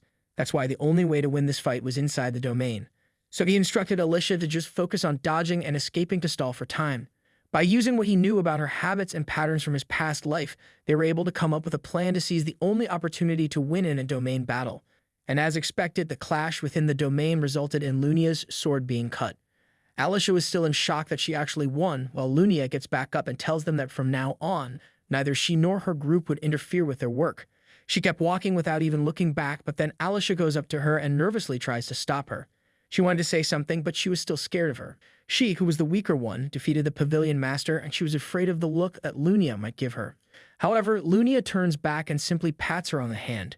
Corrin recalls that the first time he met her in his previous life was even earlier, before Marriott's incident took place, and back then, he was shocked to see her because they met way sooner than they would have in the original storyline. The whole time, she was searching for her little sister's murderer, but in the end, she could not find him because the real culprit was, in fact, Park Sihu. Even on her 3rd death anniversary, she still continued her search for the murderer, and he asked her why she came to pray every year even though she hated her sister. She told him that she did hate her because she only knew her as a lazy and annoyingly clingy kid. However, she also felt that other than her, there was no one who could resolve Alicia's bitterness. At that moment, he understood that she did not turn her back on her. And if anything, even if her little sister were to surpass her and take the lead, she would quietly support her while smiling. And as we come back to the present, with a simple smile on her face, she once again says the exact same words to her, that she had grown quite tall. Hearing that, Alicia gets emotional and starts crying. With that, her storyline came to an end and the mission was complete. Later, Alicia was recovering from her fight with her sister, and she explains to Corrin that even though she was afraid of fighting, a part of her always fought the smile. She always avoided fighting because she never felt it suited her, and she even feared facing Lunia eventually. That's why she always pretended to be less serious and did only simple tasks. But now that she officially won the battle, she was going to become an heir of Arden and Lunia, and her followers would also be wary of her. So if she were to run away now, she believed her tie with her sister would truly be cut. However, he simply tells her that it won't happen. He believed that people might get more distant and their relationship might become awkward, but relationships weren't something that could be cut so easily because at the end of the day, the two of them were still sisters. He shares a story about when he was younger. He always used to get beaten up by the neighborhood thugs. But later, what made it hard for him to stay like that wasn't the physical pain, but his anger that he felt towards himself for never standing up for himself. He saw Alicia as a much stronger person compared to the weak child that he was back then, and he hoped that she could always keep her head high and be proud of herself. Hearing all that from him, she expresses that he was quite a strange person because even though he was the same age as her, he always sounded so much more mature than everybody, as if he had experienced all sorts of hardships already. He just thought to himself that the reason for it was because he lived 14 years more than her. And if he were to include memories of 30-year-old Corin, he was around 50. Alicia then simply thanks him for everything he did for her during this whole incident and also for when he saved her in the forest. Surprised, he asks her how she knew about it, and she answers that she guessed it by his voice and the belt he left behind. She also says to him that if there was anything he wanted from her, he was free to ask as she was indebted to him. Since that was the case, he simply tells her that he wanted to be friends. She was a bit taken aback at first, but she also agreed to be friends, and she was glad to have a reliable friend like him with her now. And with that, it was proven that just like punishment awaits the evil, a bright future also awaits the kind-hearted people. Time passes on, and a few days later, the scene shifts to Mariette's friend, Isabel Carmen. She was following Mariette, and she saw a man proposing to her by offering her his blood, which made her really annoyed because she knew a gesture like that would only make her the most uncomfortable. However, her real concern wasn't this because it kind of happened on a regular basis. What was really bothering Isabel was Corin, who seemed to be getting really close to Mariette lately. She did not care that he was a 5th-rank knight because the fact that he held his own against the sword master Luniac herself already proved that he was definitely talented. But seeing him with her, she starts to follow them until they go inside a room and lock the door. She starts imagining all sorts of things, trying to guess what they were doing behind the door. She eavesdrops and starts listening to what they were talking about. He discusses with Mariette about the land they acquired when they registered the dojo, and since the dojo was currently under reconstruction after being damaged, he was thinking about building an inn there. Confused, she wanted to know why, and he asked her to just consider it like an investment and promised that there would at least be triple the profit. Meanwhile, all Isabel could hear were terms like invest and profit, and she started thinking if he was trying to use her to make a business out of her.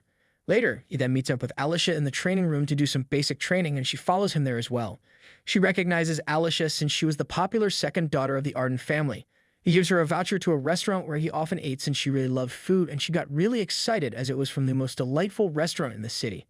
Isabel, on the other hand, once again gets the wrong idea because this restaurant was renowned as the best spot for a date, and he was giving it to another girl even though he just met with Mariette.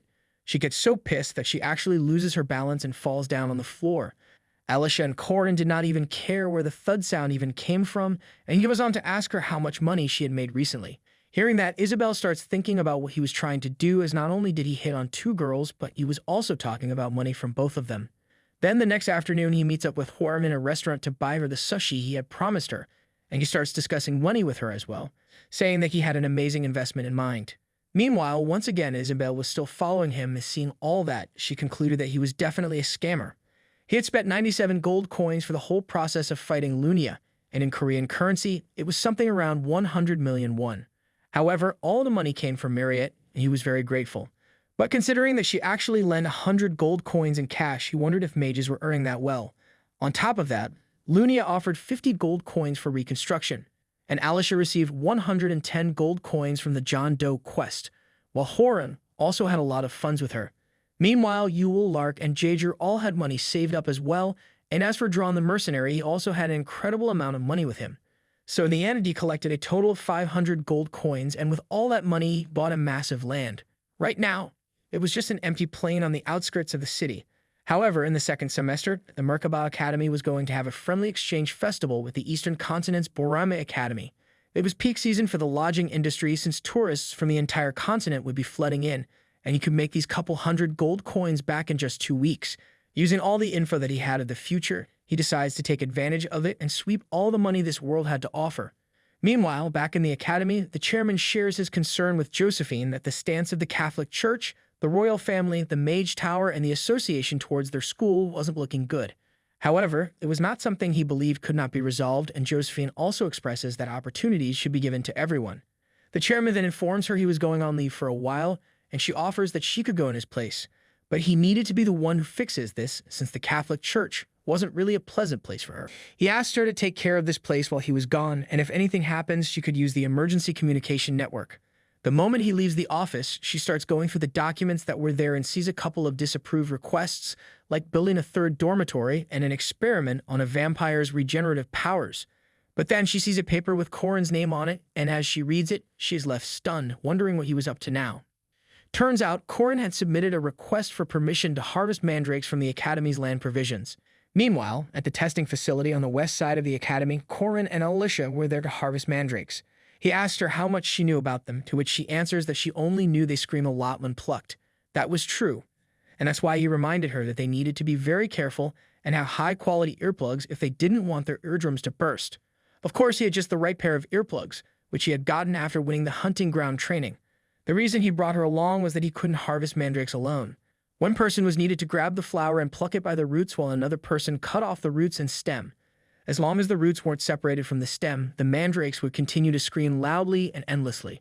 In his previous life, he had worked with Park Sihu, and this was actually his 4th time harvesting these things, but still he was feeling nervous about it. Alicia, on the other hand, loosened her earplugs because she thought he was saying something to her. But then suddenly, he plucks out a mandrake, and its screams are insanely loud. He quickly tells Alicia to use her swordsmanship. However, since she wasn't wearing her earplugs properly, she just passes out from the deafening noise, leaving everything up to him. Taking out his knife, he also starts screaming loudly, as if it were a competition, and finally, he cuts off the root from the stem. As everything goes back to being quiet, Corin still continues to yell, telling Alicia to wake up and stop being useless, all while blood was literally coming out of his ears. He wanted to harvest the silver ones as well, but after everything that just happened, he was sure he would collapse if he went for another one. Just then, Alicia also wakes up, and the two of them hear someone calling out to them. Even though he had put up a no-entry sign, someone was still there, and when they turn around, it turned out to be Mariette. He asks her what she was doing there since she had some tests scheduled at the testing facility. She explains that it was just too noisy out here, so she jumped down to see what was going on. By the way, the room she jumped from was on the 12th floor. But putting that aside, she starts staring at them intensely and questions what the two of them were doing together. Corin reminds her that last time he had already informed her they were going to harvest mandrakes. All of a sudden, she turns back to normal and asks if they were planning to harvest the remaining ones as well. He says that he wanted to, but since they were already too tired, he had decided to take care of the rest later. However, she offers to do it for him, and he tries to stop her because it would be hard for her since she was not a knight. But before he could even finish, she pulls one out just like that, and it was a silver one, which terrified him because if she were to hear the screams of a white-silver mandrake, she might die. But she, on the other hand, just rips it apart with her bare hands while laughing and tells him that she had actually harvested 30 of them this year alone from the farm she has at home. She understood that he was planning to make a herbal decoction with these, so she offers to cook up a stew for them and requests Alicia if she could get some rabbit meat and potatoes for them to eat. She agrees while Corin asks Mariette what he was supposed to do, but she tells him he did not need to do anything as she wanted to be the one who does everything for him. He did not even understand the signal she was trying to give and just appreciate her help. To consume a mandrake, there were actually 2 ways. One was the traditional method of just eating the root directly. However, the most effective way was by making it into a herbal decoction where they add red roots, silver vines, Chinese matrimony vine roots, deer antlers, and 28 more ingredients like that, and then boil it for more than 10 hours. After doing all this, the mandrake herbal decoction is ready, and even though it sounded strange at the end of the day, this was a K game. As Mariette was preparing it, she looks at Corin drawing something on the ground and asks what he was doing. She sees he was drawing some rune characters, and he was surprised that she recognized them, but she states that she had only seen them before at liberal arts class and did not know the meaning behind them. She asks him where he learned all this stuff from since rune characters were just a dead language these days, and he answers that his master taught him. Just a year ago, he learned about the runes and the spear from her. He was able to learn the methods to perfect the martial arts that she had left behind. However, the original runes that she left were a different story because just knowing the letters did not mean he could use them. Original runes were always retrieved and were engraved onto the body, as it was a power that could only be used by one person. One of the final boss goals was to retrieve and get a hold of the original rune from her, and while she tried to leave it with him, she passed away before she could. All because of that one man. Curious, Mariette asks him how his master was and if she was a member of the Mage Tower, and he replies that she was just a normal person like everybody else that one could find anywhere, a normal and very kind person who always did her best for others. Judging from the way he described her, Mariette could tell that he was very close with her. But then she switches the topic and offers him some potatoes to eat. She calls out Diaku, and Corin feels that he had heard that name before until Diaku, the bloodhound who was also Mariette's orb when she was a full vampire, appears right in front of him, holding a bag of potatoes in its mouth. He was also surprised to see that she had fully bound the orb, and she thanked him for that, as she was able to do it because he kept sharing his blood with her. The more he looked at it, it was kind of acting like a cute dog, and he then points out that since it was made from blood and half of the blood in its body was also his, it technically made him its dad, and she started acting all shy. Realizing that it was true, he starts petting it, and she suggests that he should play with Diako now that he was the father. He just scoffs, saying that it was not a real dog, but then Diako drags him and starts playing with him just like a little pup. For a 1-year-old vampire-type dog, it was a bit too active. Later, the mandrake herbal decoction was completed, and he started drinking it. With just 1 cup, his mana recovery ability had greatly increased, and his max mana amount had also increased by 1,300, which put his stats on the same level as a named character. He tells the girls that they should drink some as well, as drinking it more than once wasn't going to have any effect anyway, and they seem surprised to hear that. Even though mandrakes were a very strong herb, their effects only applied once, so he planned to take the remainder of what was left after the two of them drank and give it to Lark or Yule to help them out a bit as well. The last thing that was left now was the white-silver mandrake, and he eats it directly by the root. As a result, he was finally able to create his aura core. An aura core was like a storage vessel for a knight's aura, and just to create one, they needed to train their aura to the extreme. But now, he already had one, and he could feel its effect in his body. On top of that, since his aura rank became a high rank, he could get more cores, and then he would be able to have double cores, which was quite rare. He informs Alicia and Mariette as well, and they were also shocked to hear that he obtained an aura core just like that from a silver mandrake. Alicia suggests that he should go ahead and take the gold one as well, but he tells her now was not the time and he would do that later. She also understood that it was better this way because having so many good herbs all at once wasn't good for a body either, and he agreed that that was true. His reason was a bit different. Meanwhile, in the academy, a teacher's meeting was going on, and their instructor Heyman, who was intrigued with Corin's abilities from the start, proposes that there was a need to remeasure his rank. The others question him why they needed to reassess a new first-year student like him, who, based on the data, was just a 5th rank. Since some of them had not seen his performance in midterms, Professor Firmek informs them that Corin directly faced off with Sword Master Lunia Arden for 3 straight minutes. The others were shocked to hear that, and one teacher argues that she must have gone easy on him, as there was no reason for Lunia to exert her full power in a children's midterm. But then Heyman asked the professors who saw their fight in person if any of them thought that Lunia went easy on him, and there was simply no one. Still, one teacher states that they could not just raise his rank just on the basis of midterms, and there were still doubts regarding his ability. So as long as there were no solid results according to the rules, they could not just acknowledge a promotion. Since that was the case, Heyman suggests they could leave the official rank assessment to the association, as he believed it would be enough to reassess on the condition of issuing an official guardian certificate. However, then they needed to deal with his academic schedule as well, and since Instructor Heyman was the one who brought this up, the other professors suggested he should take charge of this, and that was exactly what he wanted. They then move on to discuss the next topic, while Professor Firmek thinks to himself that based on Corin's stats, even a 5th rank seems excessive. However, there was no denying the fact that his duel with Lunia was truly remarkable. And then there was his spear technique, and no matter how he looked at it, he was certain that it was the same technique as that certain person that he knew. Hence, he also agreed that there was definitely a need to remeasure him. Later in class, Alicia comes up to Corin, and since they were in the same class for the day, she wanted to sit beside him. He did not have any problem with that, but he informs her that it was Jager's Spot who was standing right behind her, and she quickly apologizes to him. She was ready to give him the seat, but he simply jumps over to the next row and tells her that it was fine, which surprised her a bit, seeing that he was so gentle now. However, he was staring at Corin with burning eyes, while he, on the other hand, had no idea why. Not only was he getting closer with the most famous person in the academy, Senior Potato Mariette, and the incredibly cute but terrifying demon tribe girl Huara, he was now even friends with the granddaughter of the Sword Emperor, and it made Jager very jealous.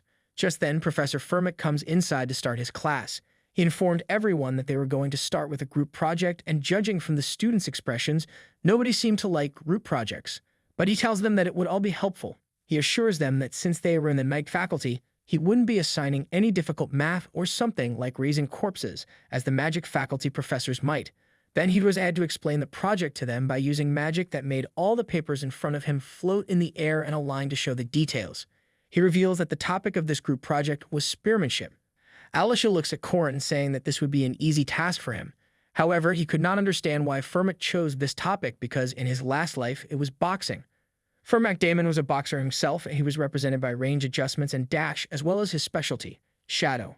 He was also a first-ranked knight from the North's Virtue Academy, and he was famous for the rune magic that was engraved on his gauntlet. Seeing that he was suddenly teaching about spearmanship and was even staring at him, Corin had a feeling that he was trying to test him out. Professor Firmak explains to them that this group project involved choosing and researching a specific type of spearmanship, and then they would have time to demonstrate the different techniques of spearmanship. One student pointed out that this project would favor students who were already spear users, and he admitted that was true. So that's why he was going to take that into account in his evaluation as well by adjusting the assessment criteria and offering bonus points. The groups were going to consist of 4 members, and it was going to be random. Corin remembers that group projects were mainly done in order to foster and evaluate student cooperation with one another. However, he also knew that in reality, the hardest worker loses, and it was just a merciless game of chicken. Group projects with those who had no idea what they were doing, who just wanted a free ride, or whose grandparents passed away.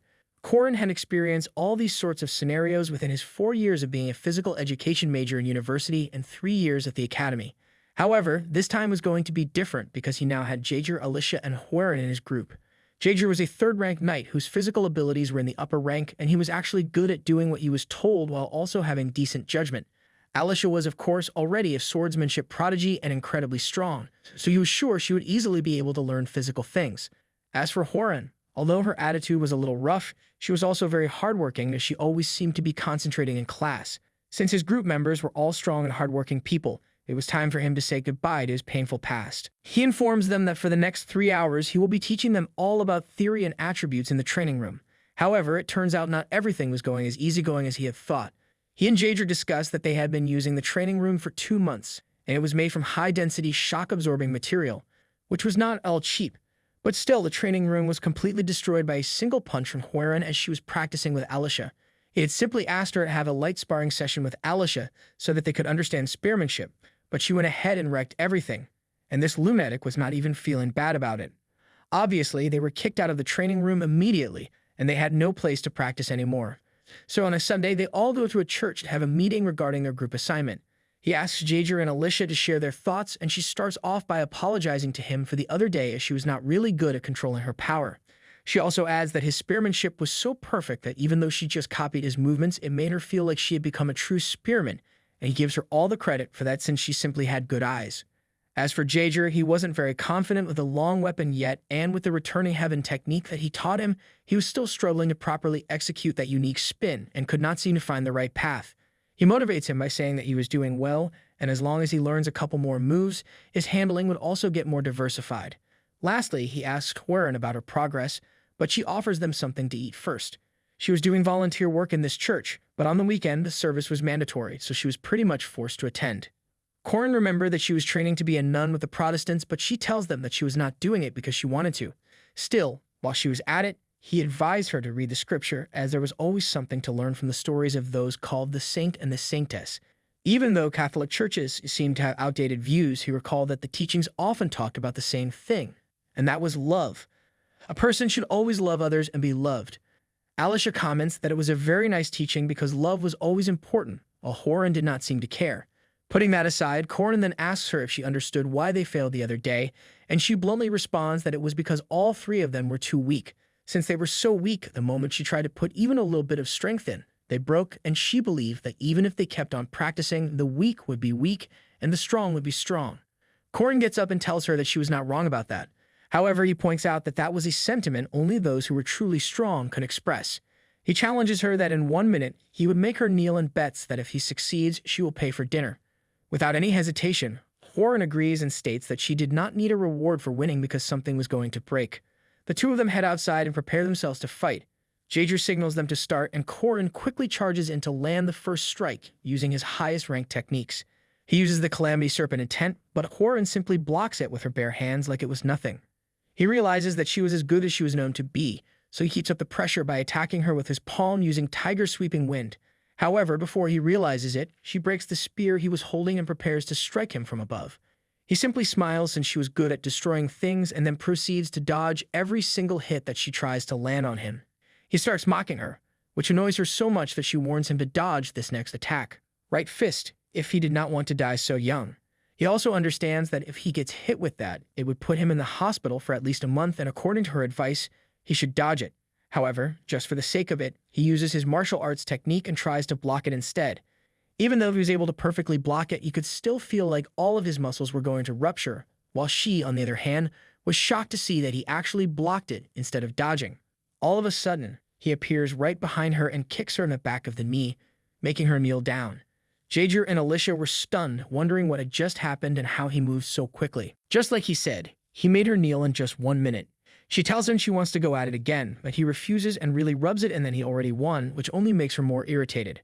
She keeps demanding one more round while he keeps refusing and mocks her, saying she must be really angry. Then cut to a few days later. Although it took him a bit, he was successfully able to apprehend his group members' revolt. So he decided to proceed and slowly teach them about spearmanship to prepare for the presentation. However, he receives a message from Horan saying that she was sick and could not join them. Of course, it was a lie, and since she wanted to play that way, as the group project troubleshooter, he decides to use his secret weapon. He goes straight to her house and presents her with a whole meal of fish. She was drooling from her mouth, and he tells her that if she eats this, it would mean she was not sick anymore and would have to participate. She gives in to the temptation and starts eating as she admits that she was not sick, which wasn't a surprise. He then asks her if she has any idea how long the chefs work to make one dish, and she answers that it shouldn't take even 30 minutes. But that's where she was wrong, as he tells her it takes 10 years. From finding good ingredients to dealing with those ingredients and then preparing everything. Apparently, it took most chefs around 10 years to show their cooking to the customers. She questions him about what he was trying to imply, and he shares that it took him nearly 3 years to get good enough at martial arts just to make her kneel once. Her favorite fish that she was eating and his martial arts were really similar in that respect, because from selecting the right ingredient to the posture that he takes before striking, it all started with very small details as he remembered his time training under his master. So with that said, he asks if they were good now, and she slams a notebook right in his face as her answer. Inside, there was the research that he had assigned to her for this group project, and seeing that she completed all of it, he praises her by patting her on the head while she simply tells him to get off. Alicia and Jaeger were diligently practicing spearmanship, and now, thanks to Horan, he did not need to worry about research. So he was left with plenty of time to prepare for the presentation. Time passed, and then finally, it was the first week of the group project presentations. The order of presentation was based on the number given to each group, and the ones ahead of Corin's group began to present. The leader of Group 1, Palis, introduces himself, and his topic was 5-star spearmanship. His group starts with a presentation, and while they do so, others also notice that they have prepared quite well. At the end of their presentation, Firmic praises Palis and then tells him he is going to try to get through their formation, leaving Palis confused. Firmac Damon, who was a graduate from Northern Guardian Academy and El Lus Kingdom's former first-rank knight, rings out his gauntlet and states that if their group could last even 10 seconds, he would give them full marks for this project. He tells them to block, but before they could even comprehend the whole situation, he tosses his notepad in the air, quickly closes in on them, and takes out all 4 of them in an instant. Jaeger was surprised seeing how fast he was, while Corin just stood there, thinking that he was really not holding back. He catches the notepad back before it even reached the floor and explains to them that it was good they chose group spearmanship. They lacked in practice, and since it wasn't all that terrible, he gave them a B-. Beaten up, Pele's group heads back, and it was time for Group 2's presentation. While the students began to discuss that they should just give up because there was no way they could fight against Professor Firmac, the next group takes the stage. Their leader loudly starts explaining that they chose the deadly spearmanship of the North, 9 deadly dragons, and continues to go into details. But before he could finish, Firmic once again takes out the entire group in a flash, telling them that not only was their technique uselessly elaborate, but they also hadn't even learned it properly. Next up was Group 3, and it was Corin's group who was excited to go. He explains that they were going to showcase 8 trigram spearmanships, Lan Na Jia, and they begin their demonstration. Jaeger starts off by using Lan, which was for deflecting incoming attacks. Alicia uses Na, which was for pushing down the opponent's weapon. And then Horan uses Jia, which was for stabbing the unguarded opponent. Corin was very proud of them as it was a clear pass, and was glad to see that Horan had also worked harder than he had expected. Firmac was also impressed seeing that they removed all redundancy, and although it was simple, the principles were excellent. However, for the next part of the presentation, he tells them that he only wanted Corin. It was going to be just the 2 of them, and he asks if he had any objections. Corin simply smiles and says that it was fine with him, while wondering if this was his plan from the beginning. Firmac starts off by yet again closing in on him with his lightning speed, and just as he was about to punch him with his right hand, Corin understood that, judging from the posture, normally in this situation, he should be blocking his right side. However, his body was not moving with his right foot as the axis, but with the left foot. And to top it all off, he already knew that Firmac was left-handed, so he quickly blocks him using the spear as he was about to punch him with his left hand, using the right one just as a bluff. Firmac was surprised and wondered how he knew. The students from the previous groups were also shocked seeing that Firmac's movement and speed were completely different than when they faced him, and on top of that, a mere 5th-ranked knight was keeping up with him. Furmak starts thinking if this meant Korin had already ascended the level of a student. But more importantly, as he prepared to punch him, he wanted to see the real thing, not just the basics that he was using right now, but that specific spearmanship. He attacked him while he was simply standing still, and then suddenly, such a huge impact occurred from his fist that the whole room began to shake, leaving his whole group stunned and worried. As the dust settles, it turns out Korin was just standing still, and Furmak had also stopped inches away from hitting him. The professor questions him why he did not move, and he simply answers that 10 seconds had passed. He knew very well that the professor must be suspicious because he was only using his right arm until now and was trying to show that he was right-handed. However, his response when he blocked him was due to the fact that he already knew he was left-handed. Furmak turns around and states that when it comes to secret arts, many people blindly choose only elaborate techniques, but the basics that Group 3 just showed were the true secret arts. Hence, he gives his group an A+, and the 4 of them start celebrating. But then, Furmak interrupts and asks him if later he could see him for a moment. He assures him that there was no need to feel pressured, as he just wanted to have a casual one-on-one meeting with him. So later, Korin goes to his office and Furmak gets straight to the point, questioning him if he was really a 5th-ranked knight because it was very clear that his abilities did not align with those of a 5th-ranked knight, and he simply replies that he was pretty good. However, the real truth that only Korin knew was that he could not sense spirits and could only catch evil spirits under specific conditions. That's why he could not even catch a 5th-rank evil ghost.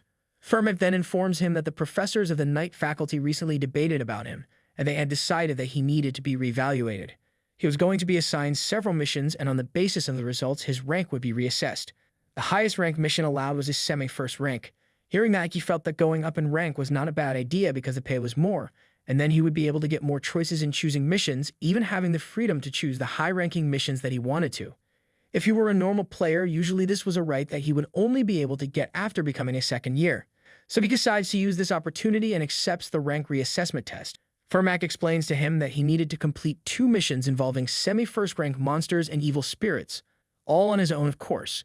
And currently, there were 4 semi-first rank raid missions available at the Guardian Association, 2 of which were monster missions and the other 2 were evil spirit missions.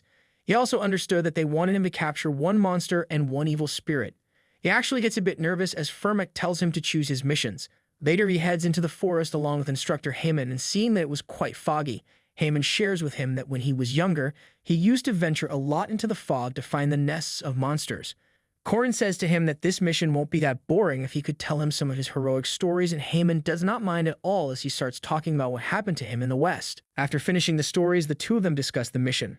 The semi-first rank monster he was hunting was the twin-headed ogre located in the city's western mountain, and he asks Heyman why it was evaluated as a semi-first rank even though it was usually considered a first-rank monster. And he explains that it was because this beast was not an adult yet. However, it was raising some long hounds and a few hunting dogs as well. So Korin tells him they should not even think of doing a frontal assault, and Heyman fully agrees, further saying that being his guardian, he wasn't there to just see his strength. He was going to evaluate everything about him. They finally reached the city's western mountains, where the cave that the twin-headed ogre inhabits was. Neither instructor Heyman nor the association staff who had come along just in case were going to help him out during this mission. They were only there to do something if the situation became truly dangerous for him. But if that happened, that would also mean his rank test was screwed. Heyman asks him to report the results of his analysis of the area, and he explains that, judging from the surrounding footprints, there were signs of both the ogre and long hounds traveling together. So this much was clear that they were cohabiting. It also seemed there were 3 long hounds, and Heyman points out that there were footsteps of only 2 4-footed animals following the ogre's steps, and he replies that one seemed to be a female and pregnant. Heyman asks him to explain, and he shows them that other than the footsteps, there were some traces of a beast being dragged, which could mean that the hunted beast wasn't eaten all on the spot and was being dragged over. However, neither ogres nor long hounds were known to have the concept of saving food, so they were clearly thinking of one of their own who could not move, and they were bringing it food. Heyman was amazed to hear all these details from him. Since he already seemed to know the situation, he asked Korin how he planned to hunt the semi-first rank monster, the not fully grown twin-headed ogre, and the 3rd-rank long hounds, to which he answered that he will separate the ogre from the hounds first, because they were beasts with the animal sense of dangerous things. So he planned to use the strong weapon that was given to humanity. Confused, Heyman asks him what it was, and he tells him that he was going to use his head. It was common knowledge that even as humans expanded their influence and navigated the world, there were always threats that lurked underneath. Demonic beings who opposed their position in this world, and the ruler of this forest that we were in was also one of them as well. Like a tyrant, the twin-headed ogre commanded the forest, which was a place where only a few humans dared to enter. To him, this whole forest was his kingdom. The two long hounds that were with him noticed the female of their group, who had given birth and could not easily move around, was all of a sudden nowhere to be seen. They quickly started their search, and seeing drag marks on the ground, they understood that an intruder had dragged out the female. As the ogre realized that the female and child were kidnapped, he unleashed the sheer fury of a beast and shouted so loud, the whole forest began to tremble. The long hounds followed the scent traces of the female, and as they got closer, they could smell the scent of the intruder as well. There was nothing that could stop them in the forest, and they finally tracked down the female, who was tied up in ropes. As one of them tries to save her, suddenly, a trap gets activated and a huge log comes right at them, slamming the two hounds straight into a tree, completely squishing them. As for the last hound, a bunch of logs comes falling down on him, and he starts to run just so that he could survive from this nightmare. He sees a safe spot without trees, and upon reaching there, he catches his breath, but then all of a sudden, a bunch of runes on the ground activates and results in a big explosion. As the forest caught fire, the ogre saw his loyal subordinates burn in front of him, and his furious howl rang through the entire forest. Another trap gets activated, and a bunch of logs come in his direction through the fire, but it was not enough to take down a beast like him and could not even touch him, as he truly was the ruler of this forest. However, what he did not know was that the hunt had just begun as Korin finally showed himself. The twin-headed ogre was also a natural hunter. His first head had good vision, and the second head had a good sense of smell, and that's why it wasn't hard for him to chase the long hounds. But as for the intruder, even though he was leaving his footprints everywhere, at the end of the first day, the ogre still could not find his prey after chasing those definitive traces. Even when he felt he was on the verge of catching him, he just could not. But then at night, while he was sleeping, he got ambushed with rocks that had runes on them. It was an attack that would have certainly finished him, but his second head was awake, and he was able to react to the hail raining down from the sky and counter it. The ogre was grazed by a few pieces of hail, and it was an attack that had no other meaning. But then the same thing kept happening, and whenever he was on the verge of falling asleep, he got attacked by those rocks. After experiencing it a few times, he decided to ignore it, but then rocks on fire flew near him and started to burn everything. In the morning, the prey continued to leave traces but never showed himself, and in the end, the ogre failed to find anything. Just like that, 3 days passed, and the king finally realized that he was being hunted. Now that he was no longer a hunter, only grief and fury remained. But just then, the source of his fury, Korin, finally showed himself, and he was as carefree as ever.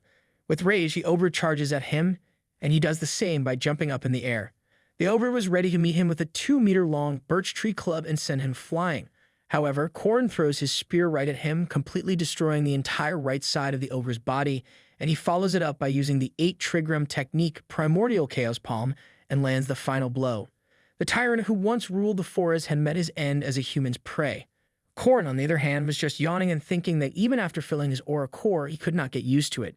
Putting that aside, now that the ogre was done with, he wondered if Mariette was okay, and we then cut to 3 days ago. He went to see Mariette, and he asked her how much she trusted him. Nervously, she answers that she trusted him very much.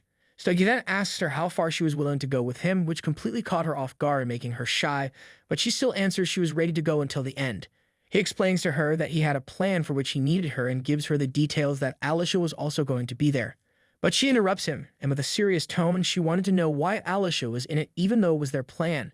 But he failed to understand what she meant by that. Even though she was a guardian and a special vampire, she was still a girl in her youth, and Korin's choice of words that could easily cause misunderstandings was enough to make her heart tremble, and that's exactly what happened. While taking a shower, she understood that the problem this time was bigger, and she also knew that he was always one step ahead, planning and reacting before anything happened. Whether it was when he saved her or helped Alicia, and for that, she was truly grateful. However, even though she still had a lot of questions, she once again decided to listen to the favor of her one-sided crush. It is then explained that there was a reason why mages wanted to become professors at the academy, and it wasn't just because of the great collection of books in the library. It was mainly because of the huge research building that was at the academy's west end and the best ingredients that were there, the ones which mages could only dream of, including some special monsters that could not be killed and could only be sealed. There was a female mage, Professor Dana, along with Professor Firmek, and as they stood in front of a huge wild boar trapped in magical chains, she asks him if he had read about the wild boar that ate the iron mine whole and the origins that were engraved deep in the mine along with it. He sticks to the point and confirms from her if this research of hers was based on the special entity's alpha characteristics, and she explains that she was writing a thesis on the influence of the special demon tribe over low-rank entities and also the unique alpha energy. So he asks her if all she needed from him was just to engrave a rune on this special monster, and that was exactly what she wanted, as she thanks him for helping since there were rarely any rune mages among mages nowadays. He simply comments that that's what happened with dead languages, and on top of that, they were hard to use in real battles as well, unless a person was a knight with lots of mana just like him. He proceeds to draw a rune when suddenly, Mariette arrives there and Dina jokes around saying that she had never expected a special vampire to volunteer for her experiment.